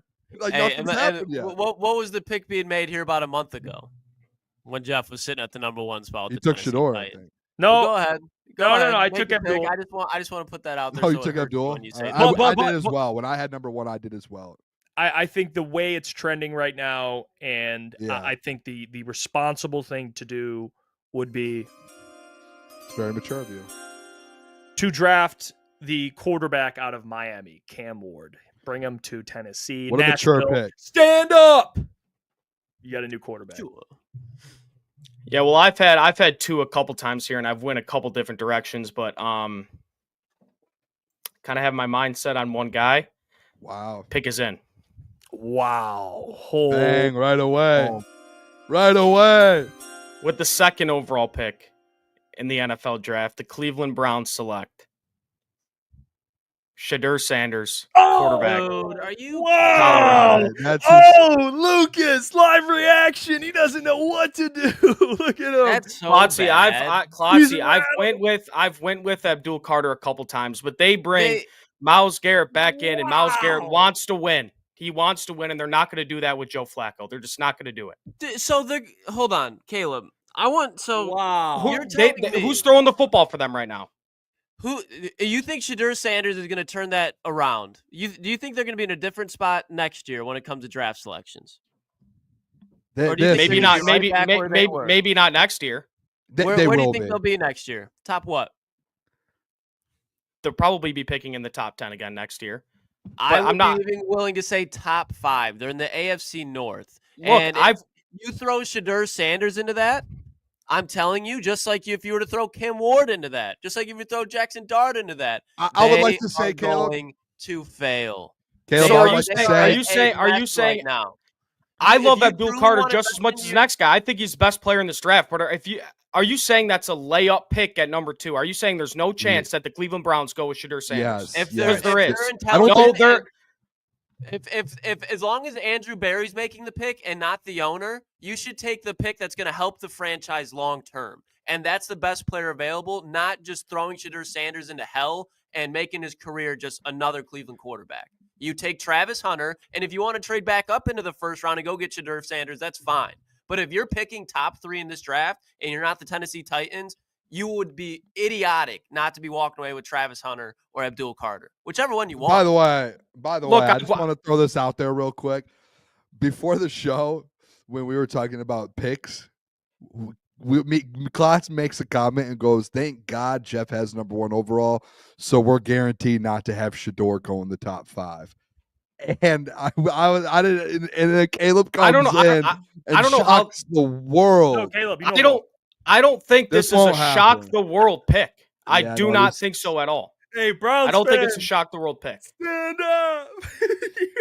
I don't think it's a shock the world pick. I think today they kind of showed that they're going to wait until next year by adding Joe Flacco. Boone was just talking about Deion talking to NFL teams, making sure Shedeur doesn't go to certain spots. I'd be willing to bet more than anything Cleveland is at the top of that list. Yeah, I don't think it happens. And we're talking about 41-year-old Joe Flacco. 41-year-old Joe Flacco. Why? That's not the point. The point is, though. No, I get the point you're making. I get the point you're making. Point but is you guys saying that Shedeur for one year, him and Kenny Pickett for 1 year, so they lose and they can get a top 5 pick and they can go get someone next year. Like that's where that move kind of shows you, is that they just filled out their quarterback room almost, because it's like they don't, unless they're like, hey, we'll go Joe Flacco, draft Shedeur and let Shedeur sit. That's the only logical thing that makes sense. But why would you draft a guy at 2 overall just to be like, hey, just sit for a year? Teams do that. You're going to be sitting in that all same the spot. time. There's going to be a better prospect. Look, guys, I've gone with Abdul Carter 100 times. He could be throwing the ball at Travis Hunter. The quarterback. I think outside of Cam Ward, and I think Cam Ward falls in this too. All these quarterbacks are plug and play. Caleb's in the heater. Right? Yeah, I'm just saying, we got to get to the next pick because Caleb's just kidding. He's just no. Who's next? Me. Oh, you know what, Caleb? Let's sit back and he's watch. just mad because Shedeur Sanders isn't there at 3, 4. Yeah, I think Klotz, which you know what? No, time out. Caleb, let's go. Me and you versus Klotz. I don't know if you agree with me. Klotz had one of the most ridiculous takes that ever come across my phone yesterday. With I think Klotz, I think what he wanted to do. That's why I'm mad. I think he wanted Shedeur to go to the 49ers. I like it.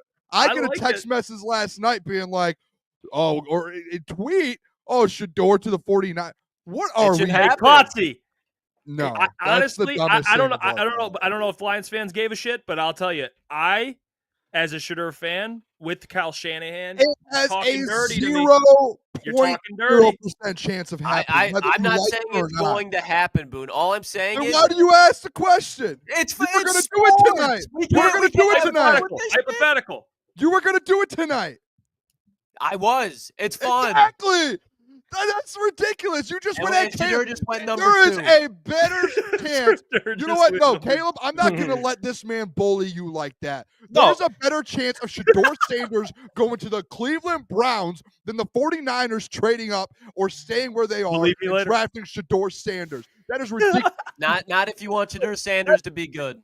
That you just went at Caleb for that pick, and you were going to do that with the 49ers when they're going to have a Brock Purdy deal done in the next month. He would be perfect in that system, though, with Kyle Shanahan. He would. That's not the argument. The argument that'd be so good, Jeff. That's not the argument. The argument is they're signing Brock Purdy to a long-term deal. It's been like essentially announced already. Dump his ass. Go get Sean. That's probably the smart thing to do, but Caleb. All right, we'll keep it going. That man we'll keep it going. wanted the 49ers to do it when they're about to sign a long-term No, deal. Klotz sent me a That's text at ridiculous. midnight last night, and he goes, "Hear me out." And I looked at it at like 1 a.m. I go, Yeah, it's just It's because you like Shador, but it's I'm gonna get mean. I don't want to. The pick is in. The pick is in. Hit the chime.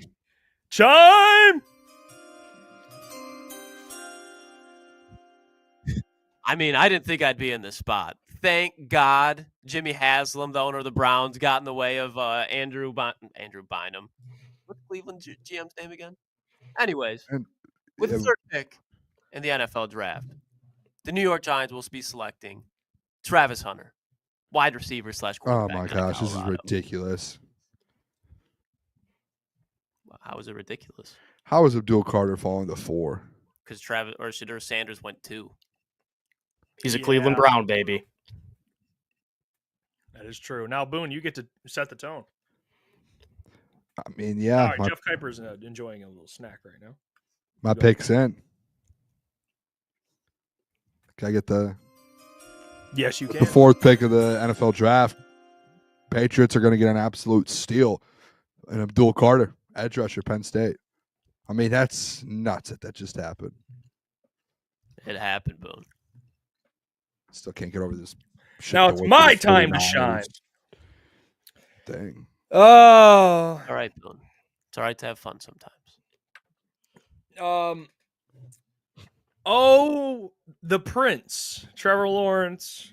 How can I do of service to you today? Well, as your general manager, I'm going to help you out. And I'm going to take a player. Trade. Actually, no. Is that you calling me? Just trade. I don't know what that is. What is that? I just want to remind the people we do have trades. So. I was like, is that a trade? Hello? Who's there? All right. Lock it in. Ashton. No, I'm just kidding. Give me the big fella out of Michigan, the defensive lineman. I think this pick is a lock. Gladstone knows ball, and Gladstone understands how important defensive lineman is. So get him Mason Graham. Go get him. Good pick. This is the right pick. You'd still pick him last, though, in the division, Klotz. That's fine. I got to see how. Hey, remember, we'll revise. We'll revise. Pre-draft. All right. Okay, well, here's the thing. Caleb, you're on the hot seat. Yeah, I'm on the hot seat, and I know this isn't going to be liked, and this is not what I think should happen. This is what I think will happen. Okay. Okay. So, bring the chime. With the 6th overall pick, you know what? I'm going to pivot last minute. With the 6th overall pick in the NFL draft, the Raiders select Will Johnson, Michigan. Oh, I like that pick a lot. I don't hate that. That's actually a good pick. I had Gentry on the tip of my tongue. That's where I thought you would go, and that's where I feel like we've been going every week with them. Is Ash and Gentry, which would they probably do go? Phone lines are open. Who wants Gentry? Who wants Will Campbell? Who wants T-Mac? Phone lines are open. 7th overall. Who wants him? Nothing. Any interest? I'm comfortable where I'm at because my guy will be there. Yeah, me too. I'm in a pretty sick spot, to be honest. All right, ring that chime. Caleb, I know you love getting deals done. Not today. With the 7th overall pick in the 2025 NFL Draft, the New York Jets will be selecting Tyler Warren, tight end out of Penn State. Klotz. They got Jeremy Ruckert as Stop their tight doing end it, one. Klotz. Okay, you got issues there. They got Fashanu, they got Joe Tippmann, they got. Klotz, we're supposed to be shutting down the tight end in the top 10 rumors as a media. It's gonna happen. He's gonna go. I cannot. All right. Did we not? Dude, I might just honestly, maybe I just hear things come out of Klotz's mouth and it shuts off. I don't know. Did we not just have a conversation, Klotz, about the Jets? And you even said if the Jets add a tackle, that offensive line is like that's like their last piece to that offense. Yeah. That doesn't mean that's what they have to do here. Jeff, you have to see where I'm coming from here. Sometimes Klotz can I explain? And then people go, why is Booner yelling? Go ahead. I think Klotz makes me crazy. It's like we're married, and the man's I think come here. No, go you over just there. gotta relax a little bit and hear me out here. Like I just said, they have 3 really good offensive linemen. They have Jeremy Rutkert, who's been in the league as their starting tight end right now. They need a little bit more pass blocking. Guess what Tyler Warren's really good at? Justin Fields is there. Who was Justin Fields' main target when he was in Chicago? Cole Kmet. If you get a Tyler Warren there, it's going to be Justin Fields' best friend, and you're sitting right there at the top of the second round where there's guys like Donovan Jackson, Ariante Ursi. They'll pick up a lineman in the first round, but I think Tyler Warren long-term is a great pick for them. Not saying that an offensive tackle wouldn't be. I think that's what you do to finish off the offensive line. But then in the second round, you're going to be looking for a tight end, or in the third round, you'll be looking for a tight end. You could get the best one right now with Tyler Warren. That's I'll say this, man. I thought we got somewhere yesterday or the day before when we had the conversation, and we got nowhere. So, Klotz, is this your belief, or is this what you think they'll do? So, you got to lock it in. Then we can't talk about. You could look right now. There's multiple mock drafts everywhere. So it's for every situation, and Tyler Warren to the Jets is a very frequent. So one. if you were GM, but Shedeur Sanders to the Browns isn't. What I'm saying, Shedeur Sanders being a top 3 pick, the player sitting available is ridiculous. Caleb. That's what Caleb. What did I say in that argument? I said you can trade back into that first round and get Shedeur Sanders, but you take Travis Hunter first. Shedeur Sanders is not a top 3 player in this draft. He's not the best quarterback in this draft. And if you take him top 3, you're reaching. If you put Shedeur Sanders in that situation and you're trying to build around Shedeur Sanders, it's going to fail. If you put talent around Shedeur Sanders, like Travis Hunter, his college teammate, then there's more chance he's going to succeed in Cleveland. But if you take him 3 overall, yeah, it's not going to work. If you take him 5, I'm not going to like it, but I'm not going to react to that because Travis Hunter and Abdul Carter aren't on the board. Hey, I'm gonna have to little decision here. We've got to move the draft along. We're 18 minutes in. We're 7 picks. Hey, I'm waiting at 9, and I'm ready to pick. I'm at 8 with the Panthers. Would anyone like to trade up to number 8? No. I can scroll players too. You just had my guy will be there. I can scroll players here too if you guys want to see any. I'm good where I'm at. My next 2 picks, I'm good. All right, you guys sure? Anyone? I'm good. All right, hit the Fire chimes. The 8th pick of the NFL draft, the Panthers will be selecting Mike Green, edge, Marshall. Oh, okay. That's different. I don't mind that, though. I like that. Now, let me adjust my glasses. What are you eating over there, too? Don't worry about it. Is that a blizzard? I needed some juice, and this is where I'm at, boys. Or the guys in a draft room, surrounded by ownership, just banging a blizzard. Oh, if I was Brad Holmes, I'd say blizzard. I need something. Oh, man. Need something to keep me through the. Oh, okay. Let me explain this to you, fellas, right now. Okay, I pick at 9, and I've told you how I think New Orleans is a really good spot for Shedeur.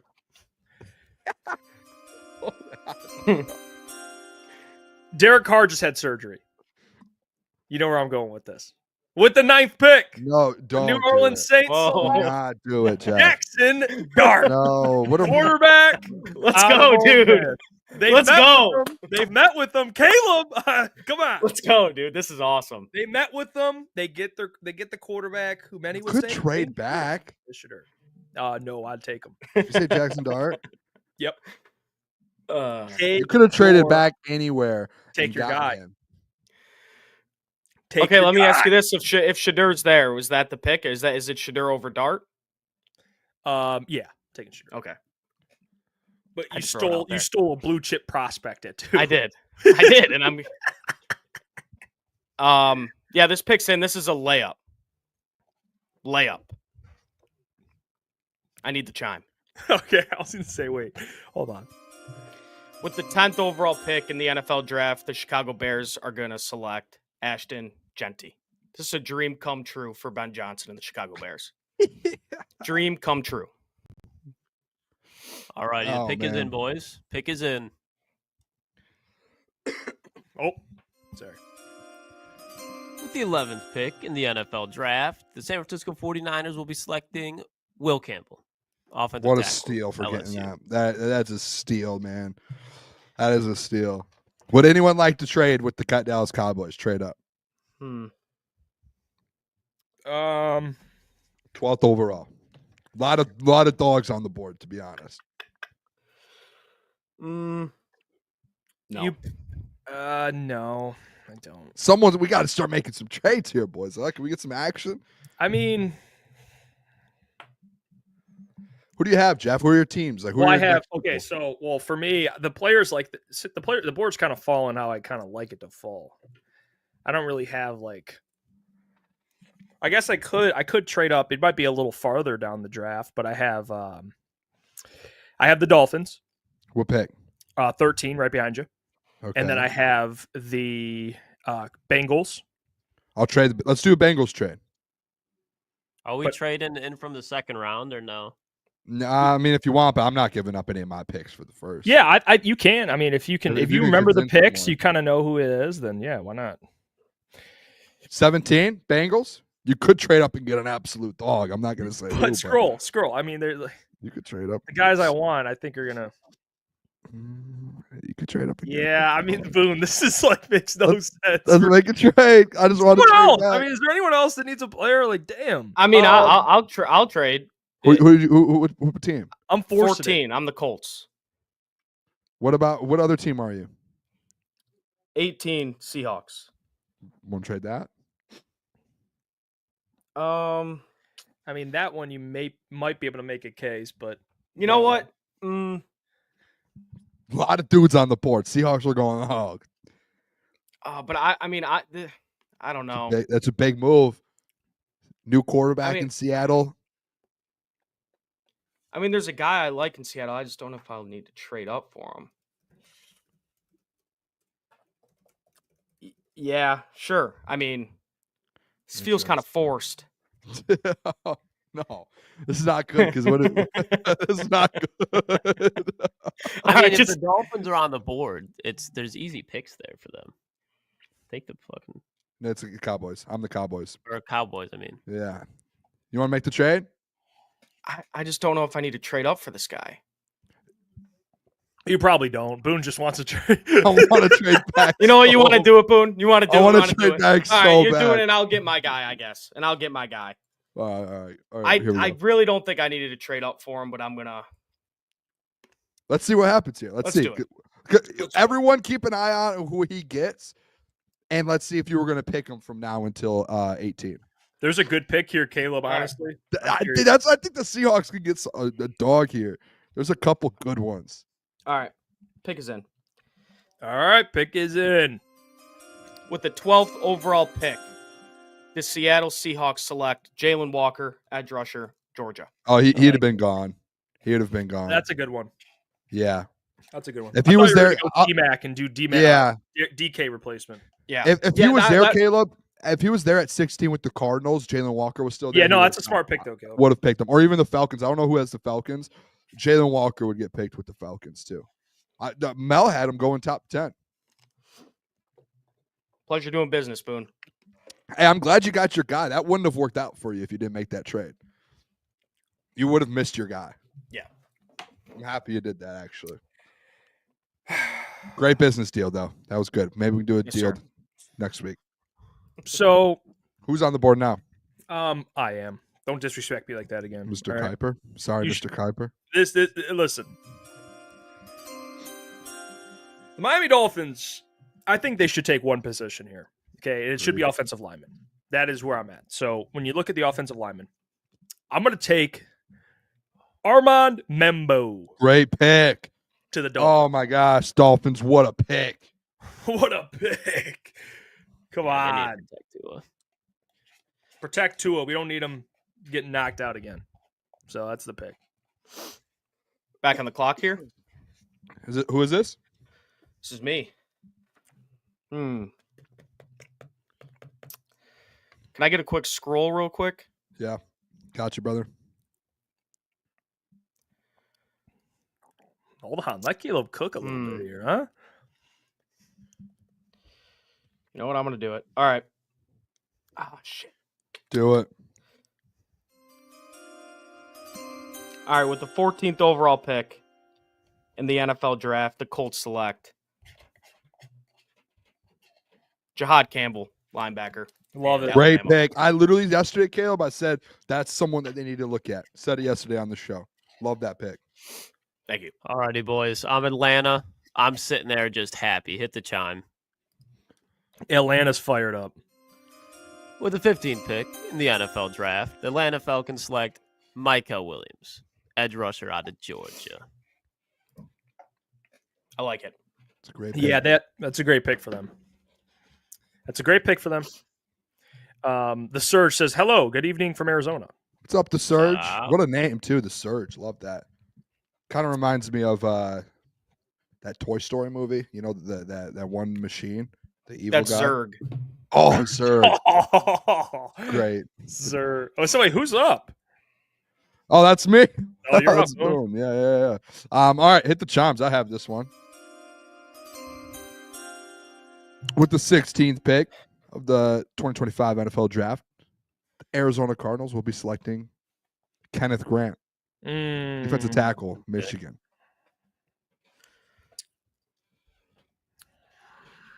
Good pick. Good pick. You know what? I feel like this is a good one.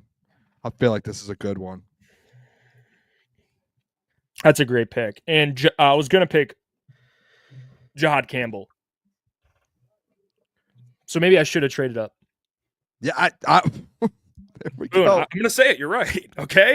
I was trying to tell Caleb, and if Caleb didn't listen, Jalen Walker was going to be gone. You Go to the pass rushers for me. You still probably need to go defense here. Go to use the all edges defense in for the me, world. please. I just want to see. I just want to see who's all on the board. Do you want to see a different position? I can go linebacker. I can add in. Yeah, linebackers and edges.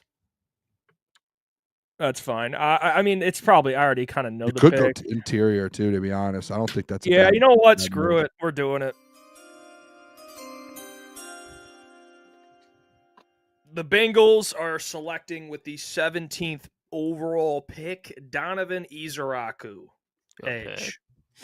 Bring him home. Bring him home now. Good pick. Get a pass rusher. Am I up now? Yes. Indeed. Love this. Guys still on the board that I wanted to trade back for. Go ahead and hit the chimes for me, please. Where's my guy at? With the 18th overall pick of the 2025 NFL Draft, the Dallas Cowboys will be selecting. They trade back, and they will get running back Omarion Hampton. Oh, Carolina. love that, Boone. Wow. I like that. Added Alrighty. assets, got That's a big running time back. right there. That's how Hit the you do chime. business. Hit the chime. With the 19th overall pick of the NFL Draft, the Tampa Bay Buccaneers will be selecting Jahdae Barron, defensive back out of Texas. Wow. They need something in that secondary. He was burnt toast last year besides Antoine Winfield, and he has history of issues. Get arguably one of the better just defensive players, period, in this draft. This is you, Boone, right? Yeah, I'm up again, dude. I've had 3 Yeah. picks in 4. I mean, what is happening here right now? You're up again. All right. Let me see something here. The Broncos. You just stole Omarion Hampton from them, so they're furious. They're mad. I stole them from myself. That's a But there's problem. someone on the board. I'm just saying. Can you hit the chimes for me, please? With the 20th overall pick in the 2025 NFL Draft, the Denver Broncos will select Matthew Golden. wide Over receiver. T-Mac? Whoa. Whoa. Over T-Mac? Wow. Boone, I thought we had something with T-Mac. We do. I love T-Mac. I love You're T-Mac. folded, Klotz. Look at him, Klotz. There was something inside of me that said they would rather have him than you know what it was. It was the other I just day, took and my I know T-Mac. You could say T-Mac and Matthew Golden maybe a little similar, but you guys really hit me hard when you guys said there's no way T-Mac and Cortland Sutton are going to play on the same team, and then that kind of was just sitting in the back of my head during that decision. I was going to pick T-Mac, and then all I could hear is you guys saying that, and I'm like, oh no, I don't know what to do here. So I just panicked and went Matthew Golden. Yeah, I mean, this It's a better fit. Yeah, I mean, They wanted Jerry Jeudy to work out. He didn't work out. You get a very similar wide receiver with Matthew Golden. Jeudy was better in college, but Matthew Golden at 20 is a steal. well, Jackson Dart, Shedeur, and Cam Ward are all off the board. So Steelers are in a predicament right now. And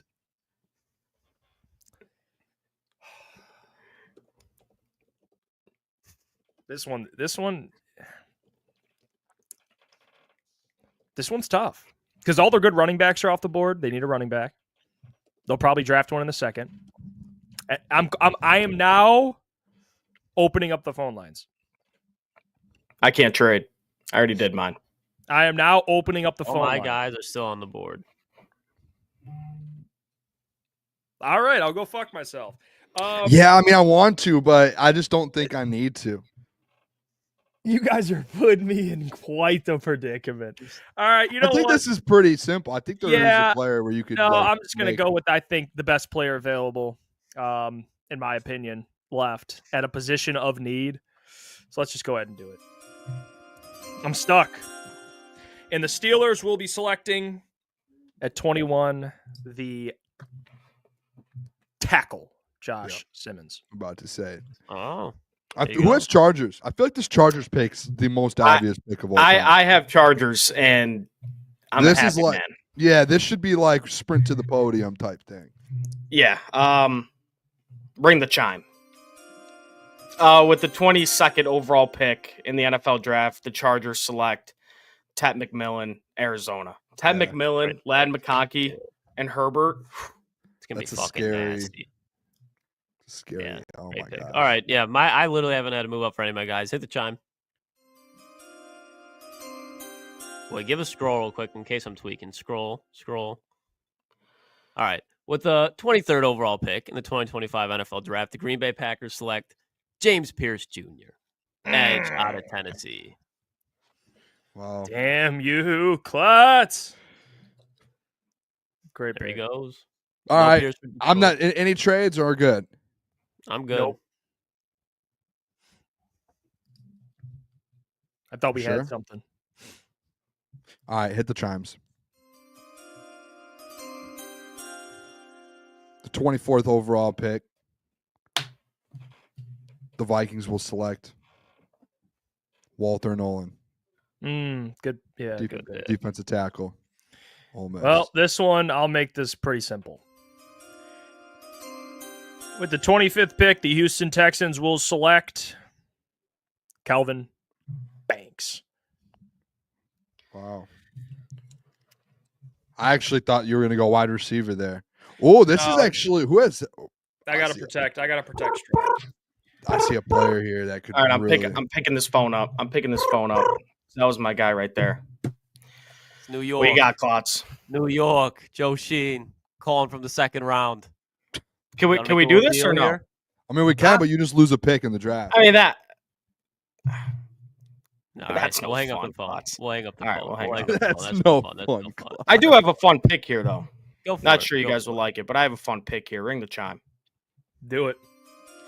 With the 26th overall pick in the NFL draft, the Los Angeles Rams select Colston Loveland, Michigan. That's a great pick. That's a great. I don't see why that was.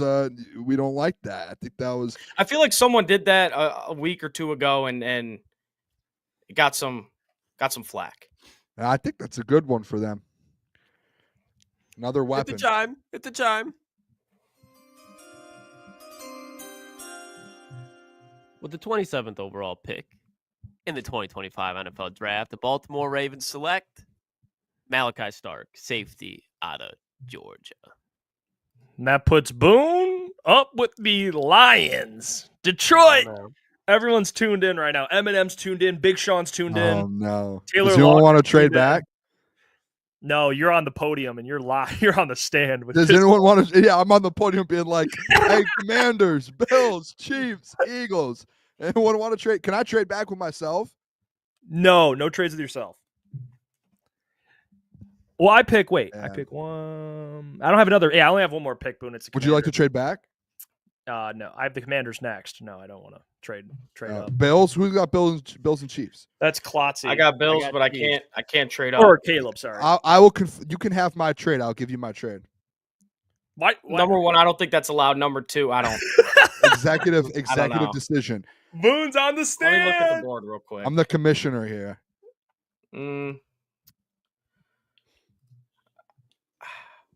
Boone, you're on the stand. I think I'm good. Yeah, Boone, you're on the stand picking this. In the whole Detroit, all across the country, Lions fans are locked into this one. Oh, there's somebody. Wow, there's right. somebody there that I didn't even think. There's a pick that I'd be surprised, Boone. Hit the button. Let me give it one more scroll here. The pressure's on Boone. No. Oh, no. Keep Oh, going on, Boone. There's a good pick up there. Where? Around here? Keep going. With the 28th pick of the 2025 NFL Draft, the Detroit Lions will be selecting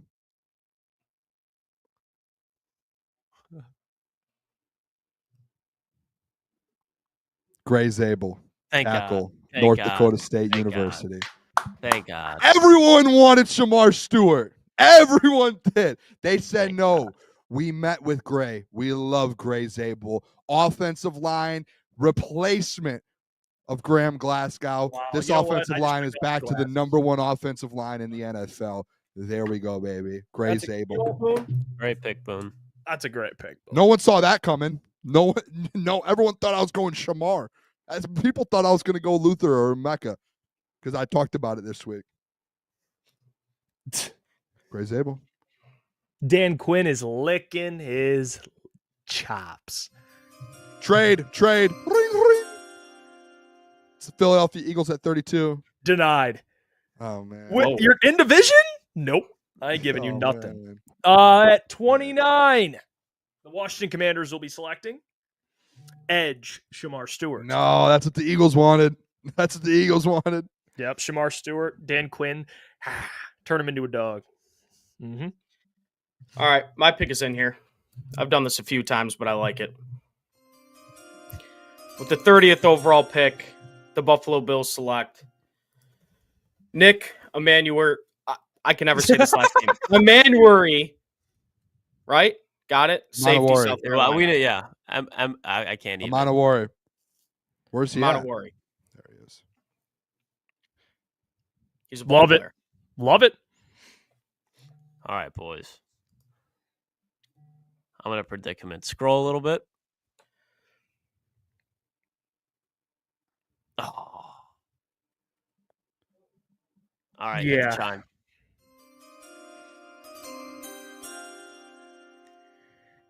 With the 31st overall pick in the 2025 NFL Draft, the Kansas City Chiefs select Emeka Egbuka, wide receiver out of Ohio. It was either I was fighting between him or Connerly, but they just signed dude from the 49ers to a shit ton of money. Donovan Jackson. Yeah, but like you can move up to get him if you want. Like you can get Tate Ratledge later on. BPA there. It's a shitty Draft spot a to be in. receiver class? I wanted, ironically, or ideally, I should say, I'd trade out. They but took Worthy. Yeah, they did. And then what happened to Rasheed Rice? This is, you know what, Klotzy, the Rasheed roof's Rice is leaking. healthy this year. The roof's He should be back. But he's leaking, facing Klotz. suspension. The roof's leaking, Klotz.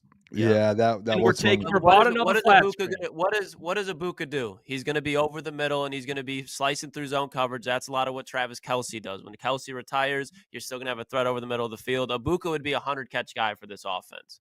Like he would be What the guy about that Rasheed gets Rice? the reception, stays open. Rasheed Rice is that guy you can leave on the outside. Xavier Worthy, the guy you can send deep. This kind of contradicts what I said about the receiving argument, but Travis Kelce is a receiver. Like at the end of the day, he's a good blocker. But how important he is to that offense going through zone coverage? Emeka Egbuka is probably a true guy. They got an X in Rasheed. They got a speedster in Xavier. Final elements of Emeka there. See if it can work. They don't like running the ball there.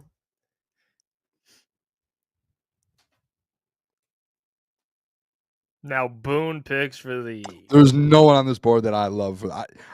There's no one that I'm like, woo. Klotz, is your guy still on the board for the Giants? Yeah. All right, let's trade. This is entertainment. This is just entertainment at this point.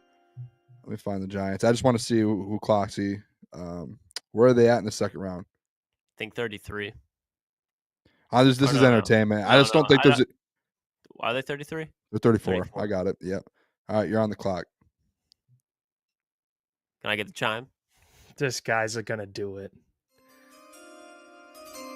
Brian Dable is keeping his job for one more year with this pick. With the 32nd pick in the NFL draft, the New York Giants are selecting Jalen Milroe, quarterback out of Alabama. It buys him time. You're welcome. Hey, you guys are welcome for that content so we can boo him. I knew he was going to do that. Knew it the whole time. Not saying it's going to work, but Brian Dable, he was able to turn around an inconsistent quarterback in Josh Allen in Buffalo. If there's going to be a guy who can do Jalen Milroe, it'll be that. But more importantly, you can go into this season saying, hey, Russell Wilson's the starter, Jameis Winston's the backup. There's a lot of potential in that third-string quarterback in Jalen Milroe. They'll be up at the top of the draft next year and you take a better quarterback. So, Josh Rosen-esque. You're wasting the pick, but you're keeping a job. Oh, man, oh, man, oh, man.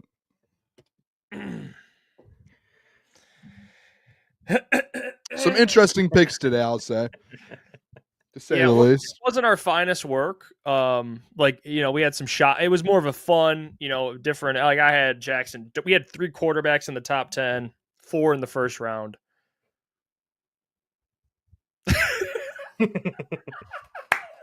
That's crazy. You said our finest work. I would like to. No, I said it's not our finest work. Yeah, it's not our finest. I'm saying I would like to take myself out of the hour. I feel like I did good. I feel like I had a good draft. You did good, Boone. I had the hat on today. I felt like I had there was some very questionable picks today. I don't know if I want to my organization is comfortable with those selections, and we're confident. Like I took Abdul. Can we just look at my draft real quick? I got Abdul Carter at 4 overall. That's the biggest steal. Mike Green got the. What do you want a cookie? You want a cookie? No, you said who did you pick? Did you not say that? Yeah, it was rhetorical. Oh, okay. Well, you asked, so I figured I'll tell you.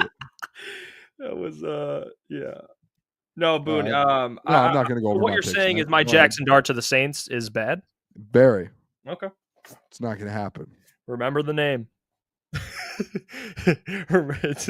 When Kellen Moore gets his hands on. Oh, wow. Well, when he goes to the New Orleans. Keep talking, dude. You said yesterday you want to kind of cut that stuff out of the media. Right. When he gets his hands on Jackson Dart, oh, baby, he's going to fall out. Yep. Push through. There we go. This is then it's like we're so ingrained in it that the more we say shit, it just gets worse. You know what, boys? I give this draft a big 2 booms. Yeah, out of 5. That's 2 out of 5. Not 5. I mean, what are the worst picks in this draft? People could drop it in the comments too. I honestly, and I think the worst one, and I'm sorry, I just because I would bet money it doesn't happen. Like I would bet everything I own that it doesn't happen is a wide receiver to the Chiefs. I just don't think they would ever do that. Yeah. I didn't really. I would just take BPA. And I'm not coming at you, Klotz. I'm just saying the scenario. I just don't see it. But I thought every other pick. I think he was coming at you. Even Tyler Warren, I don't like it, but I get what you're saying. Like I can see the Jets doing it. Like every other pick, I feel like is kind of reasonable. Maybe besides. Well, you know what? No, I'm standing on business. Great pick, Caleb. Thank you. Thank you. I'm trying to see if there's any other ones. Donovan. Caleb, way to just really. I mean, the guy he took it to another level today. I thought, you know what? The fans are going to not like your performance. I'll tell you this right now. We're in the locker room. You balled out there. Okay. I mean, this guy, Caleb, this is the guy that took Jackson Dart at 9 overall. Is trying to act like he can compliment everyone on their draft. I respect it. Stop talking over there. Grab your Blizzard. We have guts as a GM. We have guts. Mr. Kuiper, with all due respect, grab your Blizzard and start eating your Blizzard. Your draft was the worst. Yo, don't you take that back. It was. Do you want to go over your picks? We could break them down. No. Let's get to the super chats. Dante 151, appreciate the $5. Says Dead Wings 4, Lightning 3. Oh gosh, overtime. Marcus Casper with the overtime winning score. So I guess there you go, a win. Now Mike has a little juice going in tomorrow. No, he doesn't. Steven, appreciate that. The 9 months. Remember for 9 months. He says, boys, I watch every episode, but usually the day after because of the 8 p.m. airtime interferes with my schedule. Since I can't live chat very often, let me just say it now. Y'all are crushing it. Appreciate it, Steven. Appreciate it, Steven. Steven Van Leeuwarden. I think I killed that. Van Leeuwarden. Steven, you're the man, dude. We appreciate the support. It means a lot, man. Appreciate it, man. And, even though you can't catch it live, it's okay. You're watching the show. You're supporting us, and you're a member. So on top of that, we love you. Dante, Steven, appreciate you fellas. And legends. Don't forget tomorrow, 10 a.m. to 11 a.m., Caleb, Michael Gentry on the stand. Caleb, ready to go. Are you going to Be have there. the detective glasses on while you're like drilling? them? No, these are really hurting my head, giving me a headache. I can barely see out of them. Don't buy off the TikTok shop. Hey, What are we right. doing here? I don't know what's going on tomorrow on that show, but that's their show. You can What do are we whatever doing you here, want. guys? But tune in tomorrow, support the Who fellas. did But that? until then, love you all. Peace. That is blasphemous.